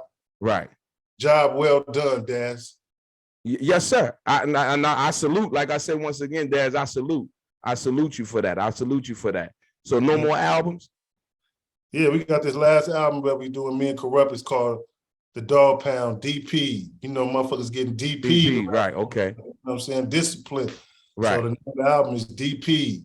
Okay. Saying I got an album that's coming out in July too with me and Capone from CNN, Noriega Capone. Noriega Capone, okay. And then we got an album produced by me and Merck, and you know what I'm saying? It's about 17 songs, you know what I'm saying? I got a lot of music out there, but as far as me trying to be a star and right out here, man, I'm the best rapper, man, all that other shit, man, I'm retired from all that shit, you know what I'm saying? Motherfuckers getting indicted. It ain't the same no more. Motherfuckers getting indicted. Hey, but you ain't got to do that though, Dan. You never had to do that. That's why I say, but the young crowd and, the motherfuckers are always trying to fit in with the new crowd, you know what I'm saying? Okay, I see what you're saying. Look at us as old school rappers and shit, you know what I'm saying? But I'm going to take this because I got that old money. Right. I'm going to kick back, relax, and do what I do. Like I said before, when your house is paid for, right, absolutely. You got the motherfucking deed, and you ain't got to cock up that $3,000 or $4,800 a month. Right. After you done went underwater, got bit by a shark, got back up, got to do this shit tomorrow again, but this time with alligators. Okay. Yeah. Yes, sir. Yes, sir. So fuck that shit. I'm retired. I'm just chilling. You know what I'm saying? I'm going to continue to do music as far as regulating my music and making sure you motherfuckers who sample my shit right pay to the big dog. You know what I'm saying? So, you know what I'm saying? And just owning the music and showing people how to do it. You know what I'm saying? And, opening up a sound school. Shout out to 1500. You know what I'm saying? Inspiration. You know what I'm saying? You know what I'm saying? And just, I'm all about the youth, man. You know, the youth. That's what's up. That's what's up. And so I want to ask you this. So why do you feel like Reggie Wright? Why does he bash you so much, man? I mean, I used to beat that little fat fucker up. He was fat once. I used to torture that motherfucker. I used to torture. I don't really like me that much. I was just getting his ass all the time. Right. So, and recently, the other day, he spoke on you. He said something in regards to how much money you was making and how much money Snoop was paying you. Why you feel like he likes to watch your pockets that much is because you became successful even after all of the stuff you went through, and looking at you now and seeing where you are and all that you've overcome. You feel like, you think he's jealous? Is he jealous or what? You're always jealous. He's not in a position to say anything. Snoop pay us real well. You see where I'm at. Right, You know right. what I'm saying? We've been doing this shit for the last, 30 years? You know what I'm saying? Yes, sir. And, you know what I'm saying, and producing and all that shit, you know what I'm saying? So, hey, don't worry about what we doing. We on Death Row, nigga. Do you? Yeah. They own Death Row now. It's like, yo, and like I said, man, once again, I want to take my hat off to you for all of the work that you put in, man, and may you have continued success in everything that you're doing, brother. But I want to ask you another thing, because recently, came out? Puffy came out and did an interview, and he said that he feel like Jay-Z took over for where Pac and Biggie left off. What you think about that comment? I mean, shit, business-wise and being the #1 rapper, Right. he did that. You know what I'm saying? It's Right, all about absolutely. position. You know what I'm saying? Shout out to Hove, you know what I'm saying? I'm cool with everybody, you know what I'm saying? Absolutely, yeah. You know, it's all about the position that you take in. He took that position. This is chess, not checkers. Not checkers, absolutely. Yeah, I got another question too for all the fans out there. You know, I get a lot of questions about the Inspector Deck verse. Okay. On All Eyes on Me, got my mind made up. So what about that? The Inspector Deck verse on Got My Mind Made Up. That's I think, to be perfectly honest with you, that's the hottest beat on the album. Yeah, I mean, first Rage was on that song. Right. He did that song in my basement. Okay. So, back in the days, I was recording on 8X. And it was 3 8X. The 3 tapes, the stack joints. Right. Yeah, absolutely. They couldn't find the third one at Dr. Dre house, so they only put the 2 of them and transferred the 2. And the 2 had his background vocals on there. Wow. You know what I'm saying? So his background vocals is still on the record. On tape 1 and tape 2. On tape 2. His lead vocal was on tape 3, but the motherfuckers couldn't find it. Wow. You know what I'm saying? And so when did Pac put his verse on there? I had transferred that at Dr. Dre's house. So Dr. Dre heard it and let Pac hear it, and then Pac, they just took it from there. I came back, and niggas have verses and mixed the shit and everything. I'm like, damn, that's my shit. Right. Wow. You know what I'm saying? So what about you know Jay Flex, right? Yeah, I know Jay Flex. So Flex was over there really pinning it out there like that for Dre? Yeah, he was pinning it out for that nigga, yeah. Yeah. That's, like I said, that was some monumental times, man. It's like when you sit back and you think about those records, man, it's like, so who have you ghostwritten for? Have you ghostwritten for anybody in the game? Shit, I'm, a lot of niggas, just everybody who needed it. And, you know what I'm saying? I had a verse, you know what I'm saying? Just thinking the hooks, and, I sit there with you, and I come up with a melody and a hook, and then we just put some words to that shit. You know what I'm saying? Words to it. Okay. I like to get, like I said before, I like to make everybody get some money around that motherfucker. Right. That's just like the song, that new song. Like I said, once again, the new song, Won't Be Won't. You ain't scared to let nobody else come in if they got something hot. Like you said, to do A1, right? Day One, yeah. Yeah. So he did that beat. Yeah, he did that beat. And so you like that. I just added that, that little part that I like, you know what I'm saying? Right.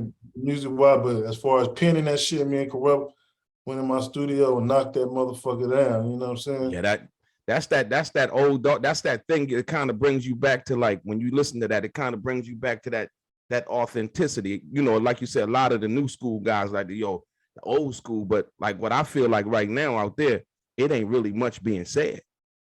Daz Dillinger in the building, a legendary hip hop producer, OG to the game, Platinum Plus. Yeah, you know who he is. Your boy DELRAY, straight game. My man. You a fool, man. All right, for sure, DELRAY. All right, my man. Hey, look, one love, man. All right, holla back. Great. Daz Dillinger talks about the songs that he recorded that he likes the best versus the ones that made him the most money. Also, we talking on Dr. Dre and how Dr. Dre got the Chronic back. Also, DJ Quick's genius and recording with Biggie and more. Let's get into some more of this straight game. Yeah. Blackjack. Life is like the game of cards. It's not what you dealt, but how you play it. Yeah. Blackjack. To play each situation correctly. I remember they used to laugh at a brother. This stream, it costs more to make a song than you really gonna get paid off the song. Right. Yeah. You know what I'm saying? So it's like streaming, you don't even make no money. So I'm looking at my contracts right now. Cause in my contracts, ain't no streaming in my shit. It didn't cover that, right? Motherfucking right. That's how Right. Dr. Dre got the Chronic back. Okay. They Okay. had no digital rights. Right. That wasn't back in the days in them contracts. Y'all better look at y'all contract, you old school rappers. Streaming and digital wasn't in the program back then. Wow. Wow. So when you work with Biggie, you say you recorded the song with Biggie too, right? Yeah, we was at 92.3 The Beat. He was on the corner and I hooked up with him. And then it was me, Mace, and Lil C's. Okay. And I came to the studio. Right. And I gave them 2 ounces and I didn't even charge them for it. And Pac was dead at the time, you know what I'm saying? That was in North Hollywood. Oh, and we wow. kept our relationship doing songs. And, you know, I always had my little shit. I came to the hotel one night. You know what I'm saying? Right. So I had my little studio, you know what I'm saying? Right, right. You know what I'm So saying? what kind of drum machine you used, Dad? When you was doing all those records, what kind of drum machine was you using? Hold on a second, let me grab it. Is that the 60 or that's the 3000? Okay. I had every one of these motherfuckers. You had the MPC 62? Hell yeah, doing all that shit. Right, right. So that is that the actual drum machine? Yep. That's and this keyboard right here made the whole dog food album. Wow. All that shit. Wow, wow. I stole this keyboard from Dick Griffin. Oh, you did? It's a Juno 106. I see. That's what I'm saying. Like most cats don't know nothing about that. So Daz, I gotta ask you a question. On some of the records that you did with Tupac, it sounded like it was a bass, somebody playing the bass guitar, right? Yeah, that was Superfly. That was Superfly playing the bass guitar? Okay. And then some of it sounded like it was keyboard. Man, we had all that shit, you know what I'm saying? On Scandalous, DJ Quick put this, I had the bass line on there, man. He just took it from there and put the bass on there. Put that deep bass on there. Yeah, all that shit. Wow. I had all that shit. Boom, wow. Boom. I had all that shit, you know what I'm saying? And then Quick came in there and added some live there, but all the music was there, the keys and all that shit. Shout out to DJ Quick, man. Yeah, shout out DJ Quick is the shit. Yeah. Nah, man. That rhythmalism. Like the Quick star. Yeah, look, that rhythmalism, all of them records, man, it's like. It'll never be the same because a nigga like the Quick is taking over. Yeah, absolutely. Legendary. So like I said, when y'all did what was that? Murder Was the Case, right? So you said you came up with the album cover. What started that concept for that record? Like what was the thought process behind, like, you know, I know Snoop catching the charge with all of that, but like what was the whole concept with the thought behind that? Well, you know, the song was already out on Doggy Style. So we was hanging out somewhere, and as you see, it's a picture with all of us hanging down like this. Right. Dude was just taking some pictures. I'm like, nigga, this looks hard right here. Nigga, this look like a motherfucking obituary. Right. You know what I mean? Right. And I took it to Suge and him, and I said, man, we started doing 21 Jump Street, and then we did What Would You Do and all that shit. And we just started putting together, and Suge like, yeah, let's do it. And let's do it. Wow. Put that shit together, you know what I'm saying? And then right after that, we was next on the plot, you know what I'm saying, the Dog Pound, because I was producing. So right. A lot of people didn't have producers. They had to wait on Dr. Dre. Right. I was in there producing, you know what I'm saying? Like me and Corrupt was fucked up one night looking at the moon and shit, smoking a blunt. And we looked at each other, now we're gonna become the Dog Pound. That's where we lived at, nigga. We gonna call it dog pound. Hey, where was y'all at? In Hollywood, in LA, Long Beach, where? In Hollywood. In Hollywood? At a party, getting fucked up, Wow. looking at the moon and the stars like, damn, cuz we did that, we made it. Yeah, we was high as a motherfucker. The next day, we did Niggas Don't Give a Fuck in a Poetic Justice soundtrack. So, you know, shit was working for us, putting it together. Right. Hey, so tell me something, man. So out of all of the music that you've done, give me your top 5 songs that you think that best represents Daz Dillinger and like what you would like to be remembered for. When you think about your top 5 songs that says, you know what, if I could pick 5 of my songs, and I know it might be hard because you got so many, right? But when you think about your top 5 songs that you've done, that you worked on, what do you think those top 5 songs are that are the best representation of who you are as an artist as well as a producer? Shit. What Would You Do? Murder Was the Case. Ambitious Ever Riders. Cavi Hit. Who Ride With Us? Okay. So and a bunch of other songs, you know, that depends on what region I'm in. Yeah, what region you in? Right. Because I mean, I know I Ain't Mad At You got to come in there too, right?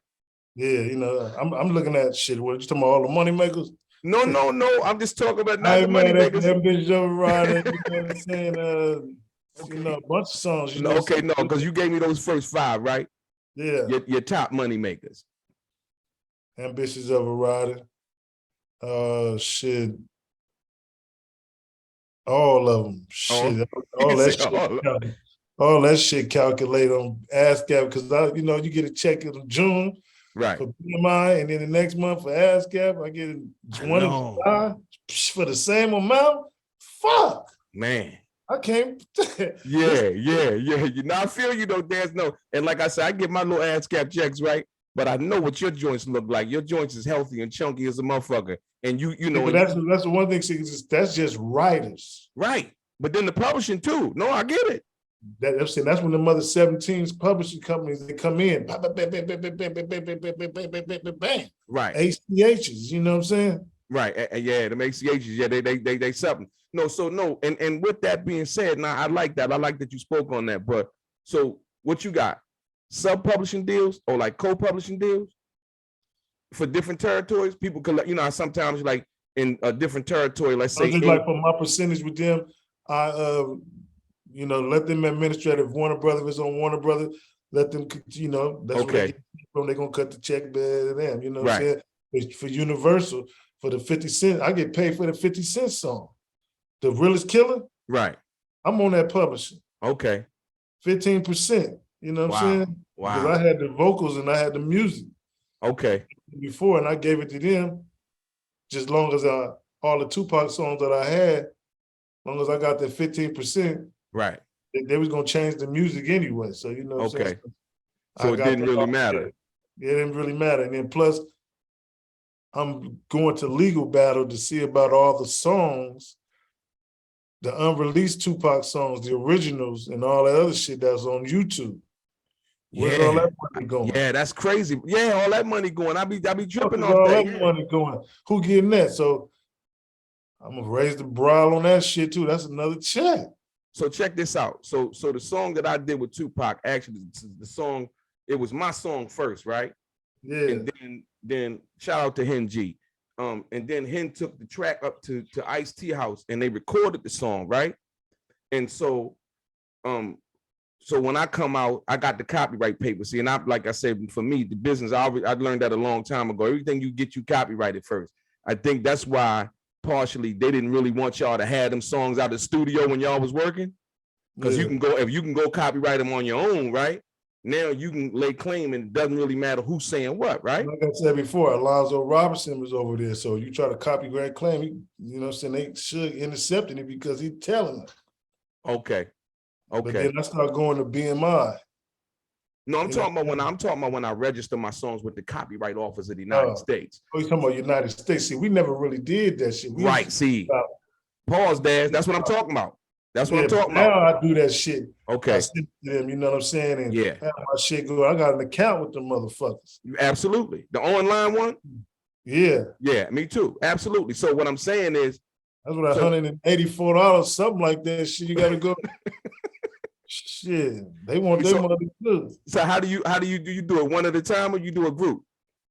I do it with them and I do it with BMI and ASCAP too. No, I'm talking about with the Library of Congress, right? You know how when you register your songs, like you could do it with a group of songs, or you can do one song at a time. I usually do a group. I do it individually. You do it individually? Okay, because sometimes you have different writers and stuff. So that's true. Right. But everybody get there. I make sure everybody get there because I ain't got time for that shit.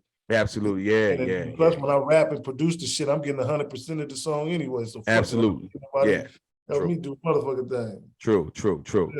I'm helping you out. Yeah. What's 0 0? Because we ain't making no money right now. So anyway, right. We're gonna make some motherfucking money. The song gonna generate something. Absolutely. Daz Dillinger in the building, a legendary hip hop producer, OG to the game, Platinum Plus. Yeah, you know who he is. Your boy DELRAY, straight game. Daz Dillinger talks about how Dr. Dre didn't want Michelle A on the song Let's Play House. Also, the time that Suge Knight tried to lean on Cameron and what happened. And how Jay-Z was inspired by his rap style in the studio, as well as when he wrote Still DRE for Dr. Dre and Snoop Dogg, Beanie Siegel, and much more. Let's get into some of this straight game. Yeah. Blackjack. Life is like the game of cards. It's not what you dealt, but how you play it. Yeah. Blackjack. Play each situation correctly. I remember they used to laugh at a brother. Now I feel you on that, man. So like you say, you was talking about the Murder Was the Case soundtrack, right? When that came out, what did you feel like? Did you feel like, yo, what was the feeling? Because I mean, you had all of the other records and things like that, but when y'all did The Murder Was the Case, I mean, I felt that. I was like, wow. It was like, I was on the East Coast. I was back in Maryland at that time, right? I was like, wow, this shit is dope. I don't think you understand, man, the impact. And when y'all did the It's a Dog, they MTV played that song so much. Yeah. It was like, man. That's with the world famous Dramatics. Yeah, no. Famous. Right, yeah. Right. So did you understand? Was that the joint that says, yo, you know what? We made it? Yeah. Yeah.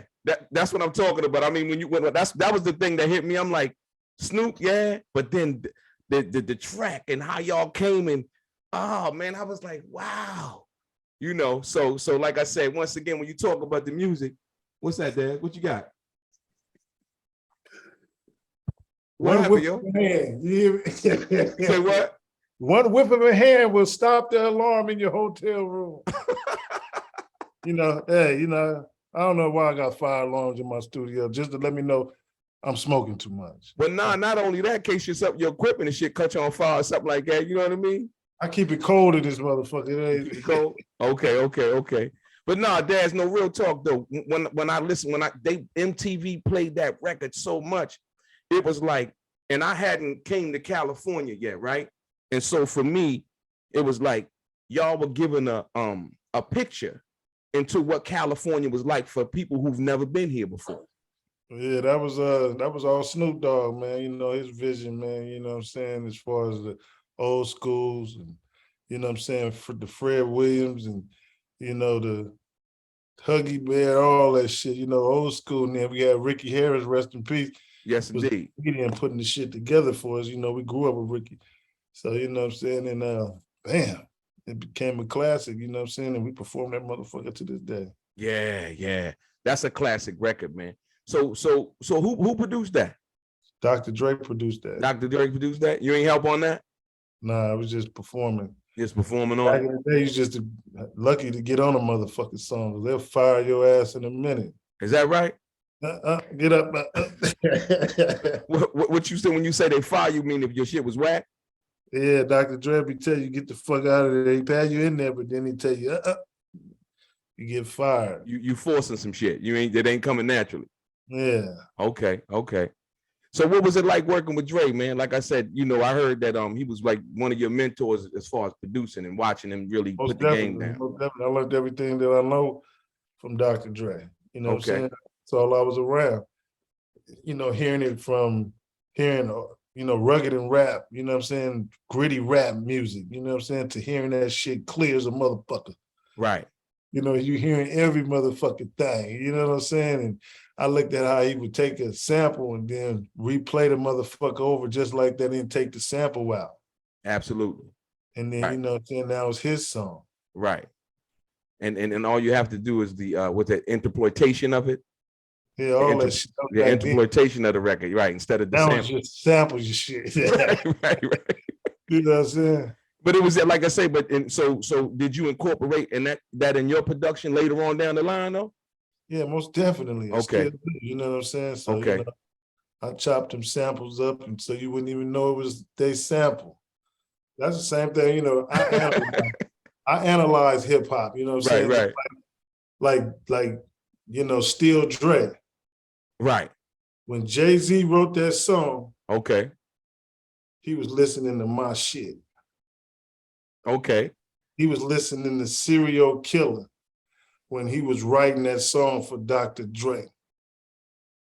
Because in that Dr. Dre song, right, keep going to that hook, my hook. Okay. You ain't up on things.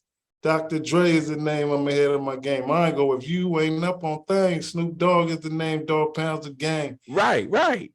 He was listening to that verse. Absolutely.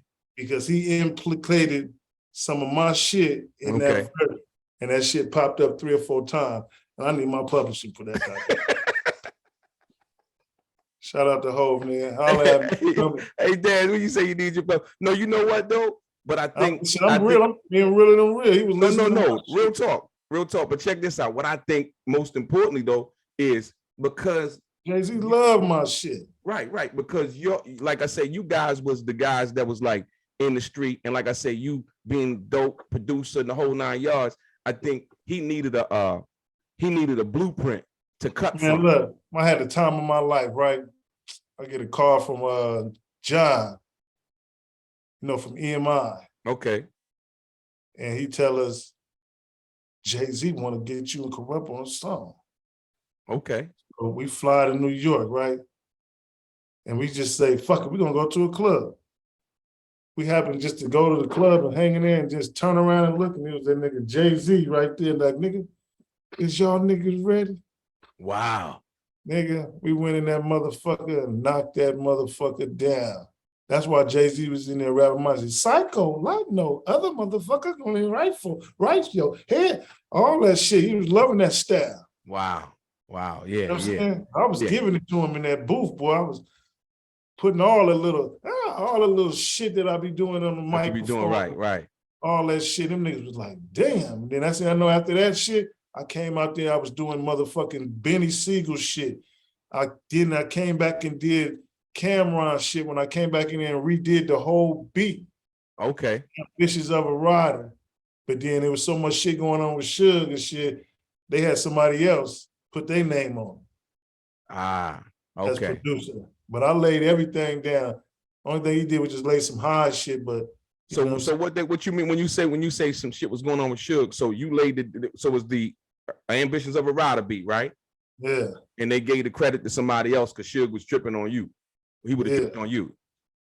No, he was tripping on them trying to get money out. And that's why when you hear that interview with Cameron, he said, you owe me some money. Suge Knight was telling like, you owe me some money. Okay, got you. Yeah, I heard that one. You wasn't getting no money from that shit. It was going to me. Right. Because, I mean, this your shit. Yeah. Basically, yeah. He was trying to stop the shit. You know what I'm saying? That's what Suge do. Okay. Yeah, so I got a question on the Let's Play House, right? Yeah. Now, me personally though, I like Michelle on Let's Play House. I ain't gonna lie.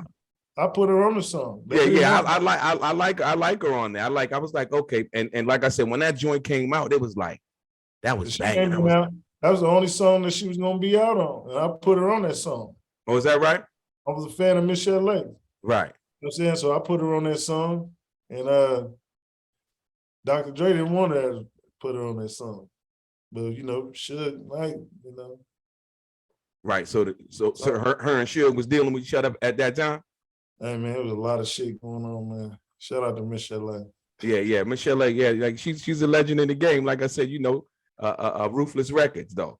But so at that particular time, I just heard recently they try to go at once again. They come and they ask questions about you in regards to the relationship between Michelle, Suge, and Dr. Dre, right? Failing to realize they both got a baby by her, right? You know how people talk, right? So what was, like I said, and people always ask you, yo, Daz, what you think messed up Death Row? But not what messed up Death Row, but what do you think was the ultimate catalyst that destroyed that environment that y'all had so magically going on at that particular time? I know when Tupac died, that was one thing, but after Tupac died, what was the thing that you think that was the catalyst that destroyed Death Row? The money, the power, the respect, just the money. The money. Suge was worth like $600 million. He wasn't paying no royalties. Right. So he was going to get, like you said, he went to go get that check from Warner Brothers because he had Tupac on there. Tupac was signed over there to Warner Brothers. Right. Absolutely. Right. Motherfucking money. Okay. And all the other shit. So, I think it was the money. Daz Dillinger in the building, a legendary hip hop producer, OG to the game, Platinum Plus. Yeah, you know who he is. Your boy DELRAY, straight game.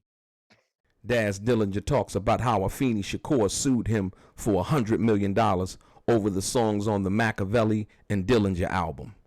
Also, we talked about how Suge Knight was never given the opportunity to cut royalties, and was that Interscope's power play to never let him do so.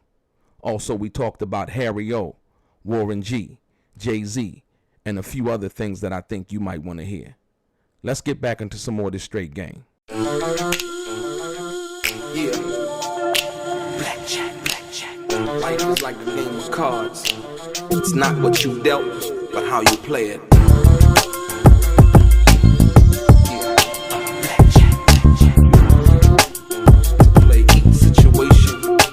Correctly. I remember they used to laugh at a brother.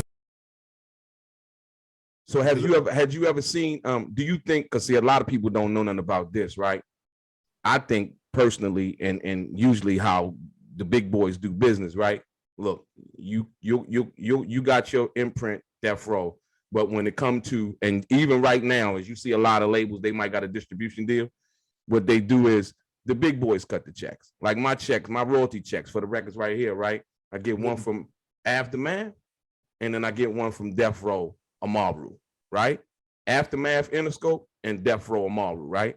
And so do you think that in the process of what Suge deal was, or his relationship with Interscope was, that they agreed just from the inception, because that's what it seemed like to me, that they would always do the, what's the name? They would always cut the royalty checks. They would always count the record sale. I don't think that they could rely on Suge to be able to do that. I think now they cutting the records, but it was coming from Koch at first. No, I'm talking about in the beginning. Oh, in the beginning? In the beginning, like when they first, They was cutting the motherfucking check. That's what I'm saying. No, I'm not talking about that. I'm talking about the royalty side, Daz. Just the royalty. That's what I'm saying, the royalty side. They was cutting the check to everybody, but to Death Row too. Okay, right. That's what I'm saying. So yeah, that's what I thought. I was like, yo, Jimmy Iovine was like, Warner Brothers was like, you know what? Yeah, you can run it, but we'll cut the royalty checks. We'll count, because I put up on one of my videos the actual royalty statement that Death Row supposedly had submitted the information to Interscope, and then they cut the checks and did all of the itemizing as far as the accounting was concerned. So that's the reason why I said that. Yeah. So do you think that was what they agreed to at first? Yeah. Yeah, I think so too. I thought the same thing. Remember, Interscope was paying everybody. Remember, everything is separate. Absolutely. Right. Yeah. That's what I thought. I was like, yo. And so so for your music right now, everything that you own and control, right? Do you feel like you've accomplished every goal that you wanted to do in the music business as far as your music and Are you satisfied? I'm most definitely satisfied because my mother was in the music business. You know what I'm saying? My mother Right. wrote classic songs for Bobby Blue Bland, To Be Okay. Friends. If you listen to that song, To Be Friends, by Right. Bobby Blue Bland, my mother wrote that song. Okay. Songs for James Cleveland. So, you know, I got all these songs that she did in the 70s Wow. for Stax Records and all that shit. That's under my catalog now because Was that right? Wow. I got my mom mistake. You know what I'm saying? I'm the only child. Okay. All them songs comes over here to me. I got a question. Have you ever tried to sample any of those songs? Yeah. You did? Yeah. On anything that you put out? On my new stuff that me and Capone did, yeah. Oh, is that right? Okay. Yeah, see, that's what I'm saying. See, most people, they don't even think like that, right? Like, yo, you know what? My mom did some stuff, some old stuff, you know what I mean? And let me go ahead and recycle this, put this on something new and possibly create something new. That's another business right there. Right. You know what I'm saying? For my mom's estate, you know what I'm saying? And absolutely. Up her house and making her property look nice, you know what I'm saying? Absolutely. And all that, you know, everything is separate, man, you know what I'm saying? Okay. Okay. Okay. So it's about building. You say what? Just about building, you know what I'm saying? My greatest gift is waking up in the morning, praising the Lord, thinking that I'm here and working in the yard and accomplishing something and doing something productive. Doing something productive. My man, I can't say nothing better about that, man. Like I say, when you wake up in the morning, you know you're blessed with another day. All of the rest of the other stuff is extra, man. That's real talk. So yo, you be raising Rottweilers. Yeah, I raise Rottweilers, you know what I'm saying? Sell them too? I'm getting into all that, you know what I'm saying? But I just give them away to people who need them, you know what I'm saying? People that lost people, they might need a dog or a friend, you know what I'm saying? Your friend, okay. I know this Rottweiler is gonna be your best friend. They smart as a motherfucker. Is that right, Dad? Yeah, they get big as fuck, but they gonna protect the house. They gonna protect the house? You motherfucking right. Okay, okay. So yeah, no, I thought you was into breeding them because I seen you got so many of them. I am, yeah, I'm, you know, I breed them and give them out, you know what I'm saying? But I'm gonna start selling them now because I got AKC papers. I got a one big head Rottweiler named Max. He's a little puppy German, you know what I'm saying? I got papers on him. And so he's direct from Germany, you say? Yeah. Okay. I got another one coming from Russia. Okay. Coming from Russia. And that little motherfucker, Vatamore. He seriously, he on his way? Yeah, you know what I'm saying? They got Russian Rottweilers too. Okay, so they're a little bit meaner than the ones we have here? They got, you know, if you look at Rottweilers, some got a big head, some got a little head, and some got a droopy head, you know what I'm saying? Right. Just having multiple dogs. There's multiple dogs. Okay. Nah. I gotta ask you a question. So you and Warren G, what's y'all relationship like? We cool in the motherfucker from Long Beach. Absolutely. I mean, I know that part, but I'm just saying. From Long Beach, we know each other.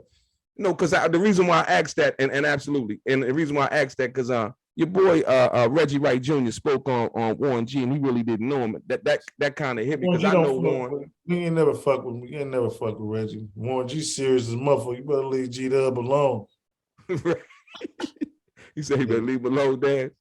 Yeah, Warren ain't never been one to play around. Like I said, I met Warren on a couple of occasions, man. It's always been a good dude. I got some stories that I can't tell, but they all gangster though. Yeah. I don't want you to get into it like that. Yeah, absolutely. So you know what? Guess what? Don't get it twisted. G up is gangster. Yeah. And you know what else though?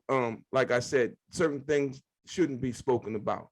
You know what I mean? And that's another thing that I respect about certain people who understand that, man, that everything ain't for the public consumption.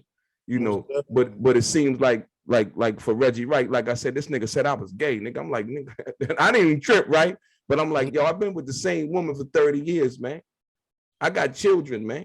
You know what I mean? So for me, until you apologize, you can't speak no untruth because I'm gonna get you. You've been putting your motherfucking foot on his fat. No, listen to me, Daz. And I don't want to come across as, you know what I mean? Because listen, when he said that about me, it's like, brother, you don't know me, you never met me.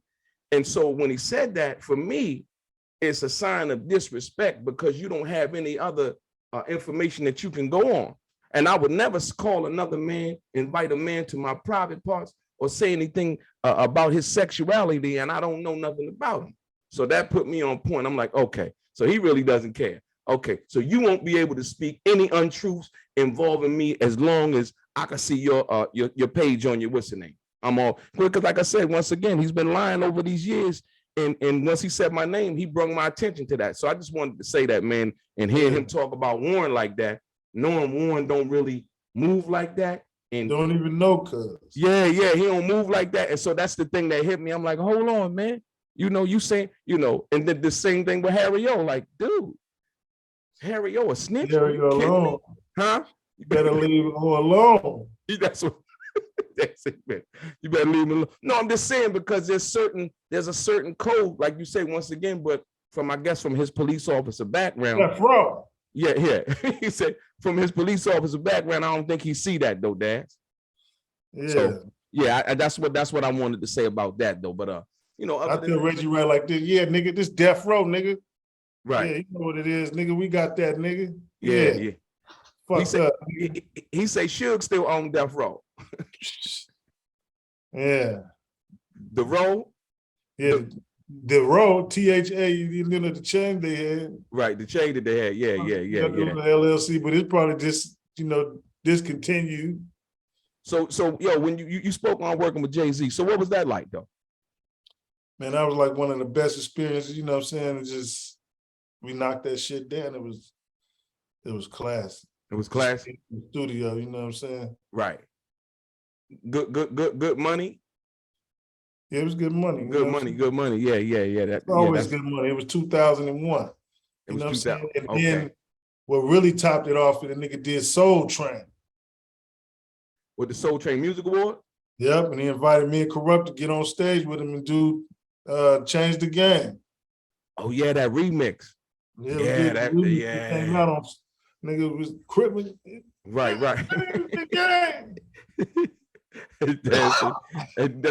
that remix was tight though. That was official. Man. You know what I'm saying? That was official right there. So hey, do you ain't got no music from Tupac that we don't know nothing about? I probably got some songs, but you know what I'm saying? Shit, I gave them all to Afeni. Oh, you gave them all to Afeni? Yeah, because she sued me, Oh, she did? Songs, you know what I'm saying? Like 100 million. I'm like, here you can have, mom. And that's she sued you for 100. Afeni sued you for 100 million? Man, you see that album cover in the back? Right. Machiavelli and Dillinger. Okay.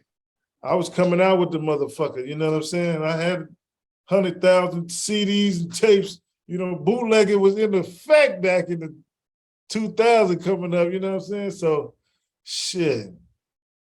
So that was all of the verses that you had from Pac and you? That was all the shit that I recorded, just to let motherfuckers know that I did it. That you did it right. Feeling so motherfucking much, you wouldn't even know I did it if I didn't tell you. If you didn't tell you, yeah. And so that you never could bring it out. They put a cease and desist on it. Can't put a cease and desist on the street though. Right? Yeah, true. I ain't never heard that. I got it. Where can I get that at? Man, shit, right now you can go online on YouTube. That's why I say it's all on YouTube. It's on YouTube. Okay, it's on YouTube. Now, so who collected the money from that? Who collected the money from that? I registered the motherfuckers. So you registered all the songs? Yeah, anything on my motherfucking name on, I'm registering that motherfucker. Yeah, and they can't take it either though. Yeah, we just gonna dispute.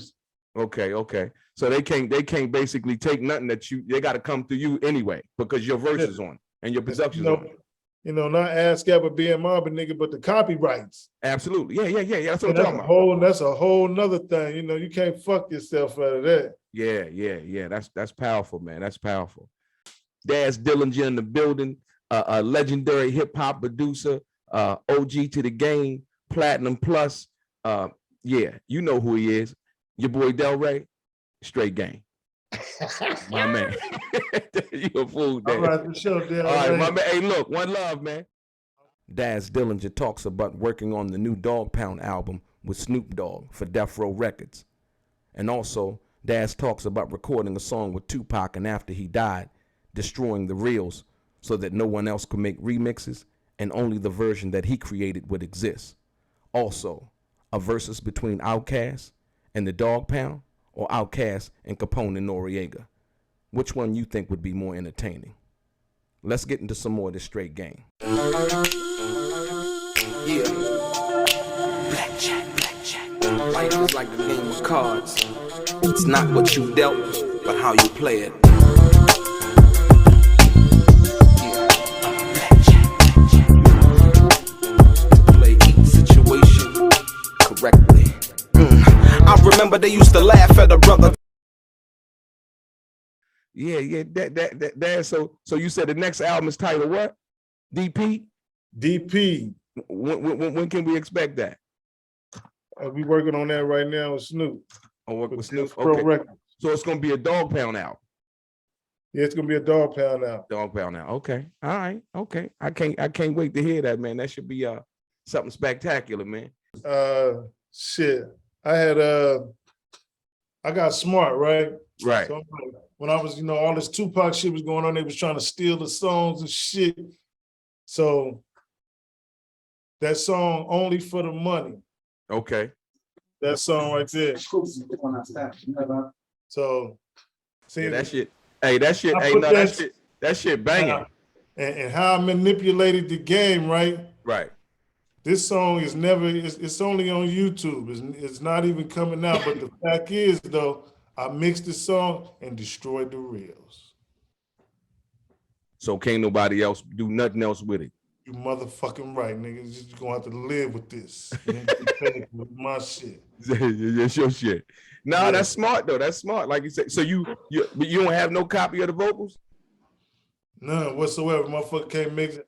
Now they got this new shit where they just take the music off. Take the music off. Yeah, I was like, yo. I'm like, where the fuck is that program? Right. Yeah, I man. Because that's them boys, man. They working behind the scenes, man, because they like, you know what?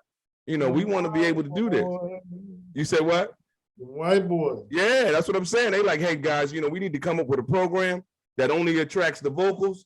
You know what I mean? And so we can get into this other thing and use their music. This guy Daz Dillinger over here and all this other music that we own that they won't be able to let us do whatever. So many niggas, it's just like I want to contact YouTube and tell them there's so many niggas that remixing vocals and putting shit out, and they got shit on there, new songs, different versions with me, DJ. Hey, right. Who getting the money from that? Yeah, I know. Yo, but on when they put up a song, right? Usually somebody copyright claim it, and it's usually if you click down on the thing, it'll tell you where the money going. Well, that's why I just seen YouTube the letter and let them figure it out. No. I'm saying whatever song you talking about, you never click down on the thing and it tell you like, Warner Brothers. Yeah. Right. That's who's taking the money. Yeah. I mean, I got hit like that too. I had to clear some shit. Motherfucker hit me like that. But, with the copyright claim. All that shit. But then I had paperwork. And then they put it back up. You know what I'm saying? Yeah. I got hit like that for my song, like because I had the original. I had the original, and then we did like a remix of it. So I put it up on one of the videos that I did. I'm finna exercise my power. Yeah. They start flagging motherfuckers because I know when I put my shit up, nigga, they be flagging my shit down. I'm like, nigga, I'm the motherfucker. And that's your shit, right? That's your shit. Yeah. Like, yo, yeah. That's some bullshit. You gotta bite the hand that feeds you, and you gotta go and slap their motherfucking hand, like get your motherfucking hand back down. Yeah. And quickly, what I do is I already got the little letter already written out. So all I do is cut it and I paste it. All the copyright numbers, all of that. Like, dude, I don't know what y'all doing, but you better stop doing it right now. They released that copyright thing so fast and let it just slide through now. And I'm like, okay, now we talking. Because I don't play that. And then you gotta whisper in their ear and say, one wish. Hey, yo, I gotta watch because I didn't even know they have no verses, man. But I gotta watch the replay of that. They fuck verses up. Did they, man? They fuck verses up, man. Hold on. Let me ask you this though. So if the Dog Pound was gonna do a versus, I mean, if you ever thought about it, if the Dog Pound was gonna do a versus, who would y'all do a versus with? I mean, I want to do one with Capone and Noriega. Capone and Noriega? Yeah. You don't think y'all got too many hits for them? I'm just saying, like when you talk about because Dad, you got to really look at it from a real perspective. Okay. Yeah, that's more formidable. That's more formidable. Yeah, that's more formidable. Right. Because I don't think not hating on Nori or Noriega and them. But yeah, y'all got too many popular records for them. Yeah. You know what I mean? It wouldn't be equal from that perspective. Now, if Corrupt gave a fuck about a bitch, he just throw the mic down and they just start singing the lyrics and he just picked the motherfucker up after a while. Corrupt is a motherfucking shit. Yeah. If a Corrupt gave a fuck about a bitch, drop the mic. Never give a motherfucking window to smoke. Right. He come back and pick the mic up. Right. I'm like, damn, that shit hard. Yeah, right. I mean, I look like a fan too, like, damn. Because you know what? At the end of the day, when you talk about that music, right? When you deal with the facts behind that, y'all got, I mean, and is it like what they saying, okay, it only has to be from your record, you know what I mean? Or the records that you on, because I mean, the hardest one I think so far was Big Daddy Kane and KRS-One. Yeah. That was like, hard. Like when we do shows, we open up for a lot of people. Right. Because we didn't open up, we get the motherfucker started. Get you started, right. Ice Cube and all, you know what I'm saying? They like, yeah, we gonna get the motherfucker started. We gonna have it up here. So whoever coming on, that's why right. He be when we do shows with Quick, as soon as we get off, Quick right there waiting. Okay. We got that motherfucker up, and then when he come out, catch the wave. Right. Yeah. Shit, DJ Quick go out there and catch the motherfucking Weezy. But you know what? I don't think a lot of people even really understand what you're saying, because like I said, once you do a show and you get them up here, if you got them up here, dude, don't be no one of them you can't follow up, because then they start hating now. You're like, we want to go on before them. Yeah, we did that before. Is that right? I think we had a show with Mobb Deep. Right. Like, we gonna close. So we went out there and bam! Right. Next day they said, we want y'all to close. See? And I mean, because it all depends on how you looking at it, right? To make your job easier. Shout out to Mobb Deep. Yeah. Shout out to Mobb Deep. We got Havoc on a new album too. Oh, is that right? The one, the DP? Yeah, we got Havoc, we got Conway, we got Noriega, we got Corrupt. Man, shit, this album, C&D, Capone and Dillinger. Oh, the Capone and Dillinger album, okay. Yeah, this motherfucker hardcore, baby. Hip-hop. All the production by you? Me and Merk, DJ Merk. DJ Merk, okay. Merk, yeah. Yeah, I can't wait to hear it, man. Like I said, I'm still looking for that authentic stuff, man. I can't even really listen to the new stuff because they ain't really saying much. I mean, to be perfectly honest, it ain't really about nothing, man. I'm like, dude, what does that mean? yeah, I don't know what that means, right? And so, like I said, once again, when y'all came into the game and y'all opened up the West Coast and did the things that y'all were doing with Dr. Dre, Snoop, and y'all came through, it was just a whole new wave, because a lot of people back then was trying to copy y'all production. And that was one of the yeah. But I embraced the young homies, you know what I'm saying? No, it's not about embracing. It's the same thing in them saying, well, they old school. Okay, cool. Well, if you can have your opinion and I can have my opinion too, y'all not as substantive. And like I say, even from the gangster rap, y'all talking about what y'all lived through, the culture and everything that y'all grew up with. That's substantive. That's relevant. So, but now it's like, you can get Rico. Yeah. Now, not only can you get Rico, but it's like, you would think that when they saying something, it's like, okay, cool. But Young Thug, different. Young Thug, I liked his thing. I like what he was thinking. But I'm just saying, like, it's like anybody can now grab a microphone who got a Pro Tools set and come out with an album, and they like, did you hear that? And it's like, and I'm like, okay, I couldn't grab it. I'm sorry. Daz, listen to me, Daz. Listen to Scandalous. Listen to your record.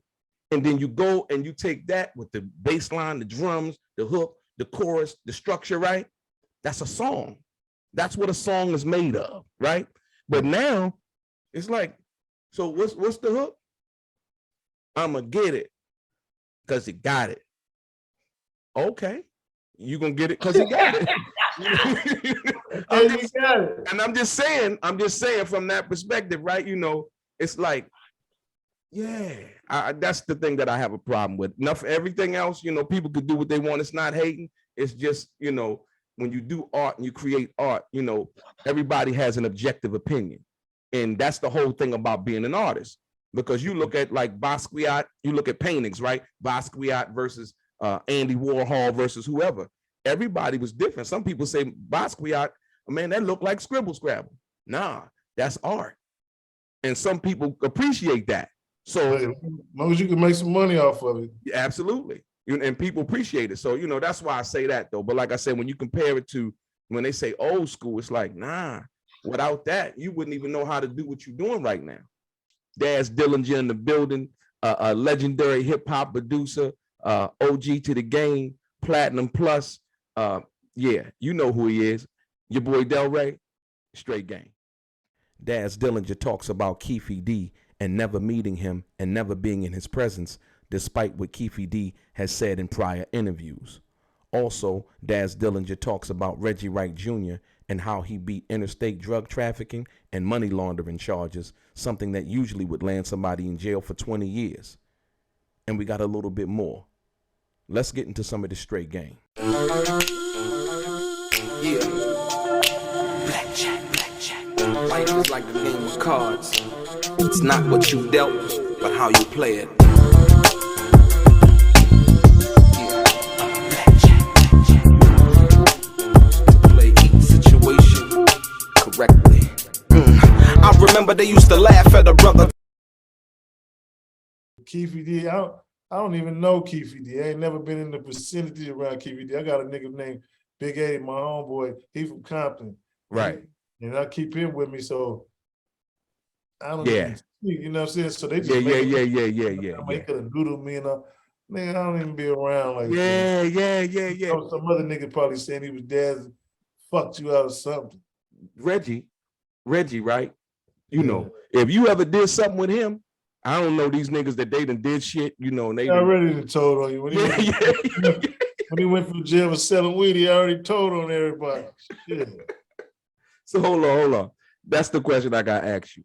So Reggie Wright gets locked up in a conspiracy, if you will, and for selling marijuana and money laundering.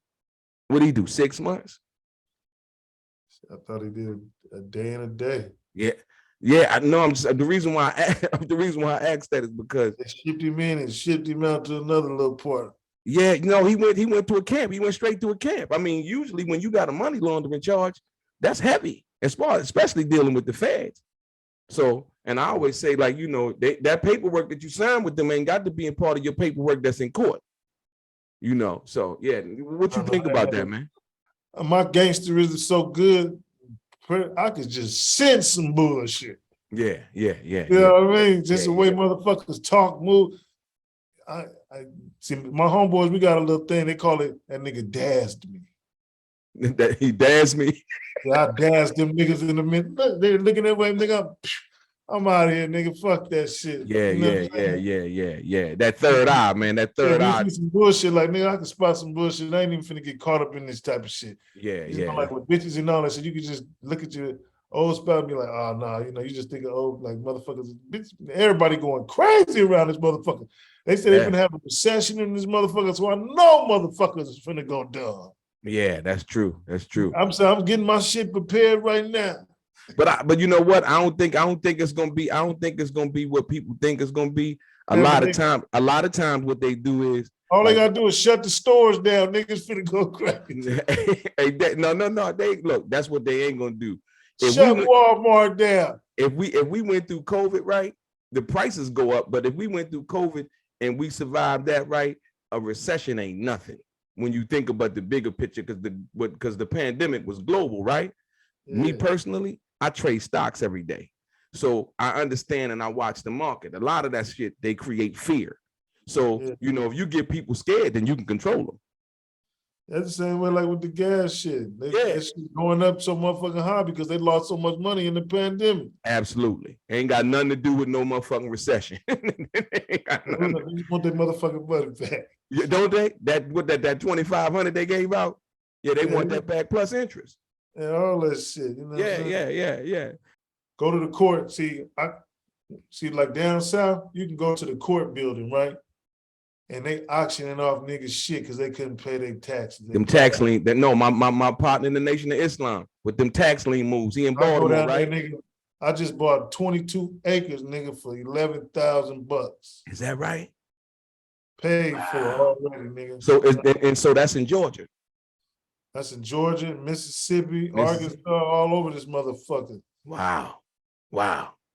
Yeah, no, them tax lien properties. I know about that. My partner, like I say, he with the Nation of Islam. He be doing the same thing in Baltimore, buying them row houses.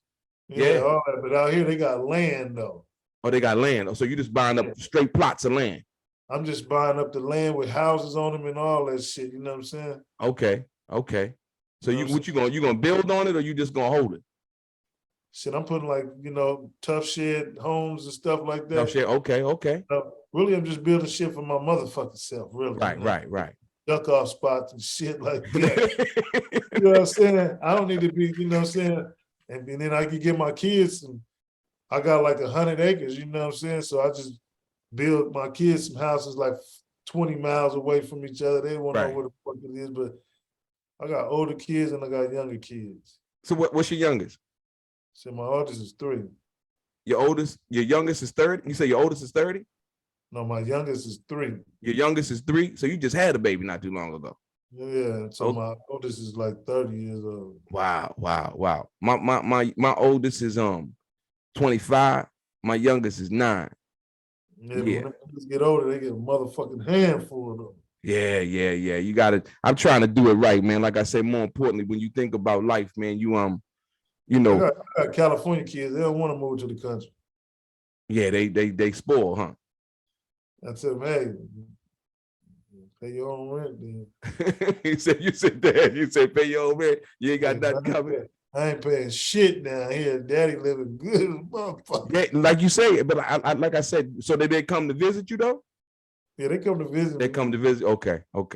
Well, yeah, I mean, because like I said, California, because they got their own bills and shit, but they be like, I'm gonna come back down, pa, because they let me see shit.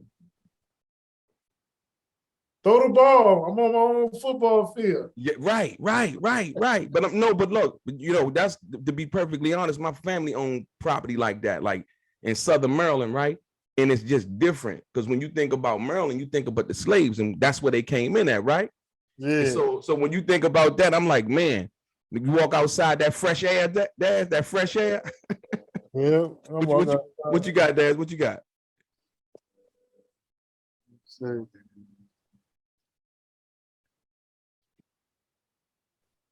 What you got a porch, yo?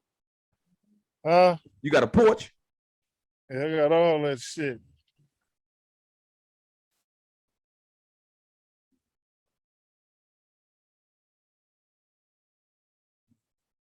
Yeah, that's nice, man. It's like, yo, I got the whole... I'm coming to house, you know what I'm saying, like this. I'm building this room right here. What's that gonna be? Your pool table or something? Podcast, me and my uncle. Me and Snoop Daddy. Oh, you and Snoop gonna have a podcast? Yeah, but all I got my other cousin here, Colonel in the military. We just talk about real life shit. Yeah, yeah. They from the military, and we talk about passive income. We talk about building houses. We talk about what's going on in this motherfucking, like real shit. It's called, yeah.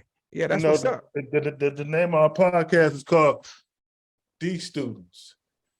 D Students? Yeah, we D Students. Right. But y'all kicking real game though.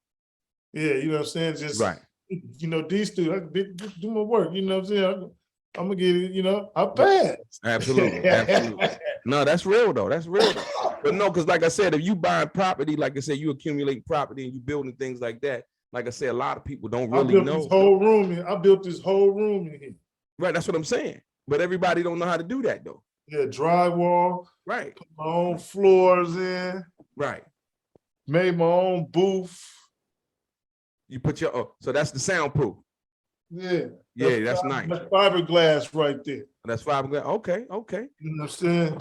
So you got the foam in there too? Nope, I got them in the walls. You got them in the wall. Okay, you got them in the walls. Make it. All this shit is soundproof. I got it. You know what I'm saying? Okay, okay. That's what's up, man. Then I'm building me another studio that but I got another piece of property that I got over there, which I'm gonna build me like a little. I got a 2-story, it's a 3-story with a basement. Okay. The basement is a motherfucking performance club down there. So when I open up the door too, it go out to the basketball court and all the other shit. Okay, okay. 2 tough sheds right here, and then I got another tough shed right here. The 2-story tough sheds. Okay. 900 square feet a piece. They 2-story. I got 3 of them outside. And I got a 4,000 square foot center block building, 3 stories up. Wow. Wow. The floor is just like a ballroom. Okay. And then the upstairs got 4 bathrooms with 4 rooms. And then I got the downstairs is a motherfucking club with the performance and the LED screens and all that shit. I just rent the motherfucker out. I call it my event center. You know, motherfucker want to come down here and rent the shit out, or you can live in this motherfucker. Right, all right. That shit. You know what I'm saying? Airbnb that motherfucker out. And then I got 3.5 acres, which I'm finna buy $14,000 a piece. You get 2-story tough sheds. Okay. So they 14,000, like 15 to 20,000. You can really fix the motherfucker up with the drywalls. Okay, and make it look like something. Yeah, it's like a 1-bedroom, downstairs, kitchen, sink, living room, all that good shit, washer, dryer, bathroom. Upstairs, 1 bedroom or 2 bedroom. I mean, 2 beds. You know what I'm saying? So is that what it's called? The 2-story tough? Like you can go on Google and be like 2-story stuff. 2-story tough shit. They sell at Home Depot $14,000 a piece. Oh, is that right? Okay. Yeah. Let me. My homeboy got one, nigga. That shit plussed out, nigga. You never go in the house. We just be in the back blowing. It's blown. Just Okay. like this. Right. Just like this. With 2 rooms like this, upstairs and downstairs, 14,000. Wow. And you can have all of the amenities, like the plumbing and all of that in there. Septic tank, all like a motherfucker. Wow. Yeah, that's something I didn't know right there. I ain't know nothing about that. Okay. Yeah, 2-story tough shit. 3.5 acres. I'm finna put about 30 of them motherfuckers on there. And then I'm gonna have my own little place where I can say my own, make my website up. Right. And come to dog and Daz Dillinger hotel type shit, you know. Yeah. No. You thinking though, like I said, be the motherfucker, or you can go to my website, book your room. And book your room.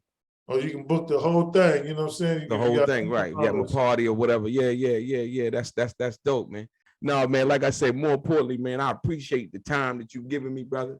Yeah, for sure. You know what I mean? And I want you to keep on doing what you're doing, like I said, but more importantly, we still here. It's a lot of people that I know passed away. My grandmother actually had COVID, and she was in the hospital on the intubator and all of that, man, and she beat her. My grandmother 80-something years old. So let me know that anything's possible, you know? For me, you know what I mean? And like I said, and I was keeping track, and when you would post videos, in regards to your mom, before she passed, man, I always liked them before we even had this conversation. And I felt you, you know what I mean? And I felt your relationship with your mom, you know what I mean? And I want to just let you know that, man, I send my heartfelt condolences to you. Keep on doing what you're doing, one day at a time. And like I said, the legacy that you leave here from now, motherfuckers gonna talk about you from here to eternity, just like they talk about Tupac, man. And you need to grasp that right now, Daz, as we sit here talk, grasp that shit right now. Because look, real no, I say that from the bottom of my heart, because like you said, I don't really think you know the impact that you've had over the generations. You still here, and all of the people that you work with, man, you're gonna be revered and go down as one of the best producers in hip hop, period. Because of the people that you work with and the quality of the work that you put out, man. And I want to say that from my heart, brother. Like I said, keep on doing what you're doing.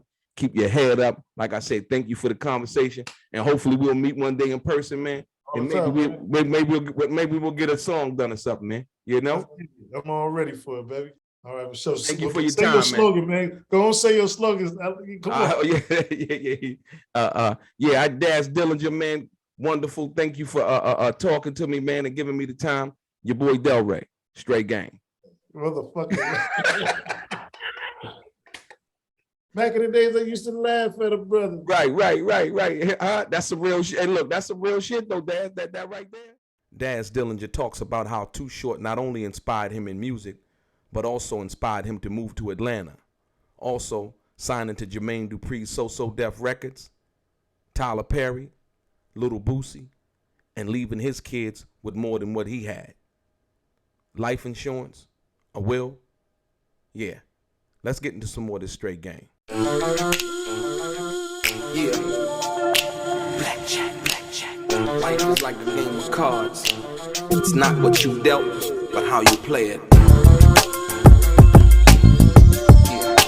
Blackjack. Play each situation correctly.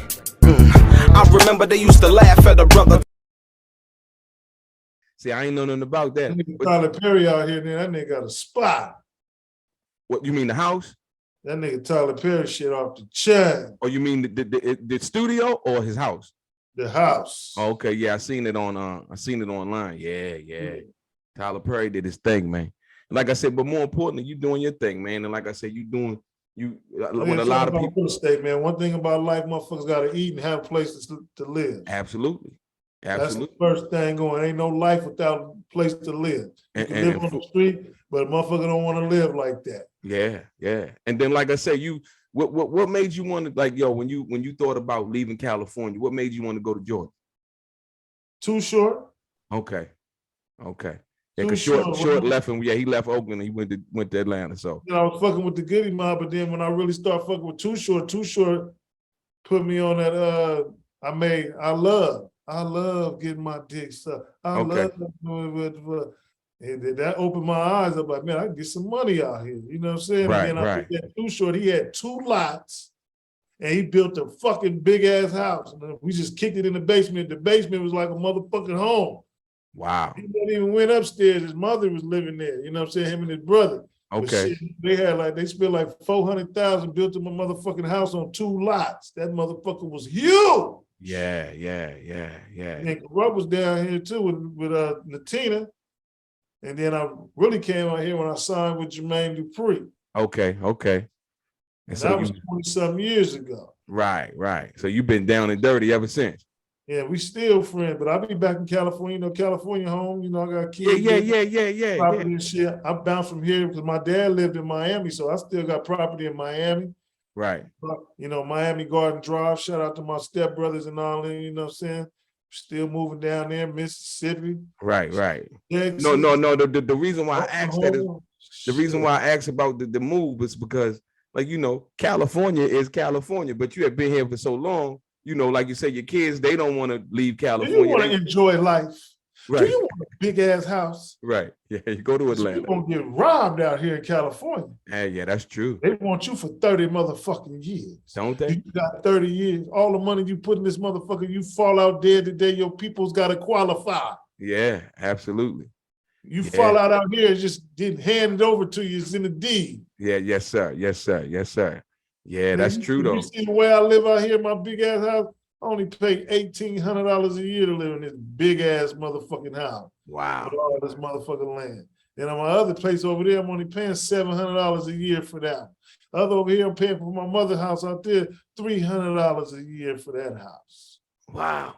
Property tax. Yeah, no, I feel you. I feel you on that, man. Like I said, you doing your thing, man. That's why I tell a nigga, you say you own a house, show me the deed. Nigga, don't say no mortgage. Yeah. You gotta qualify. Yeah, absolutely. And so if you start paying that rent today, they're gonna kick your ass up out of there quick. Yeah, and put that motherfucker on the auction block. I still pay rent to myself. I put $1,000 up every month just to have it put up in case I want to go blacktop the thing, build me a motherfucking deck, build me a motherfucking tree house. Right. Another building in the back.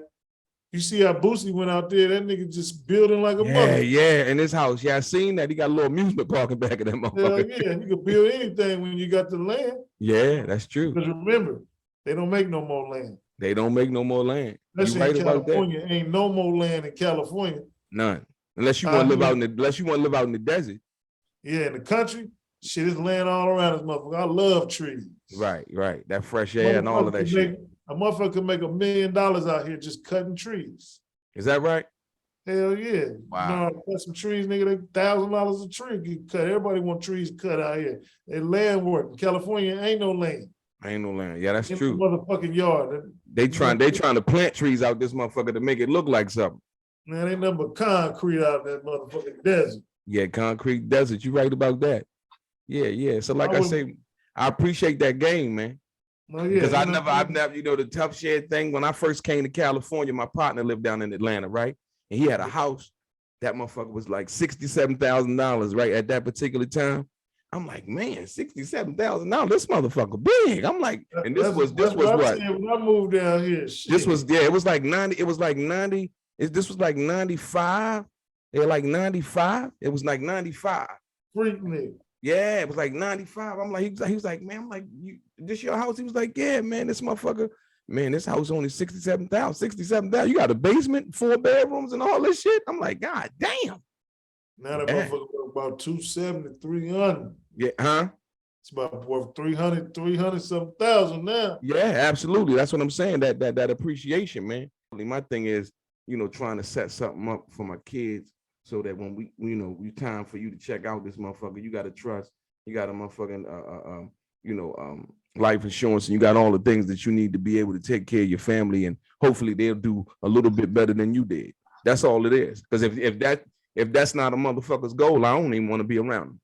But the kids now, they don't give a fuck about that. No. Hold on. You know what, Daz? They do if you teach them. They do if you teach them, but when it comes to, I'm talking about like, now that's how I see it. I bought a lot of property like that. Right. From heirs. Absolutely. From people in your family. I ain't looking for this part. I'm looking for heirs. Right. Because these grandkids is not finna spend the last $8 to save this property. Yeah, that's true. They're not.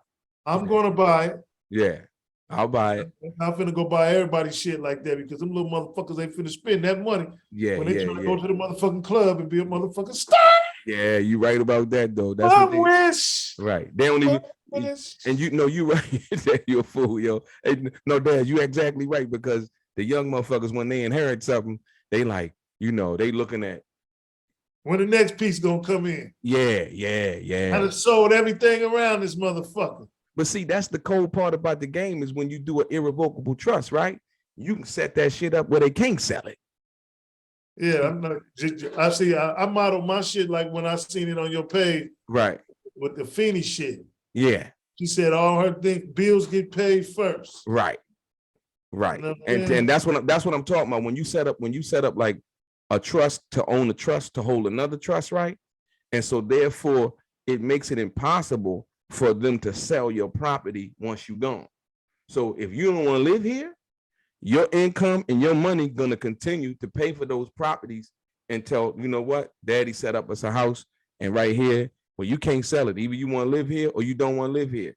That's the way you do it.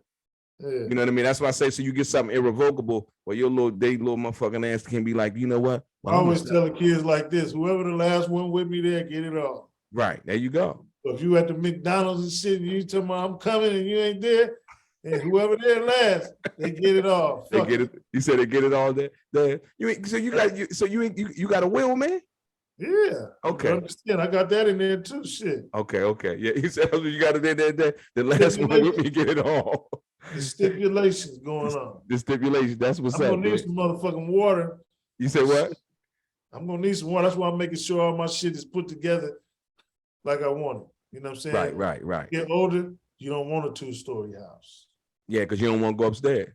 All that type of shit. All my shit is floors. You know what I'm saying? Right. Daz Dillinger in the building, a legendary hip hop producer, OG to the game, Platinum Plus. Yeah, you know who he is. Your boy DELRAY, straight game. My man. You a fool, Daz. All right, for sure, DELRAY. All right, my man. Hey, look, one love, man. All right, holla back. Great. Yes, sir. One love.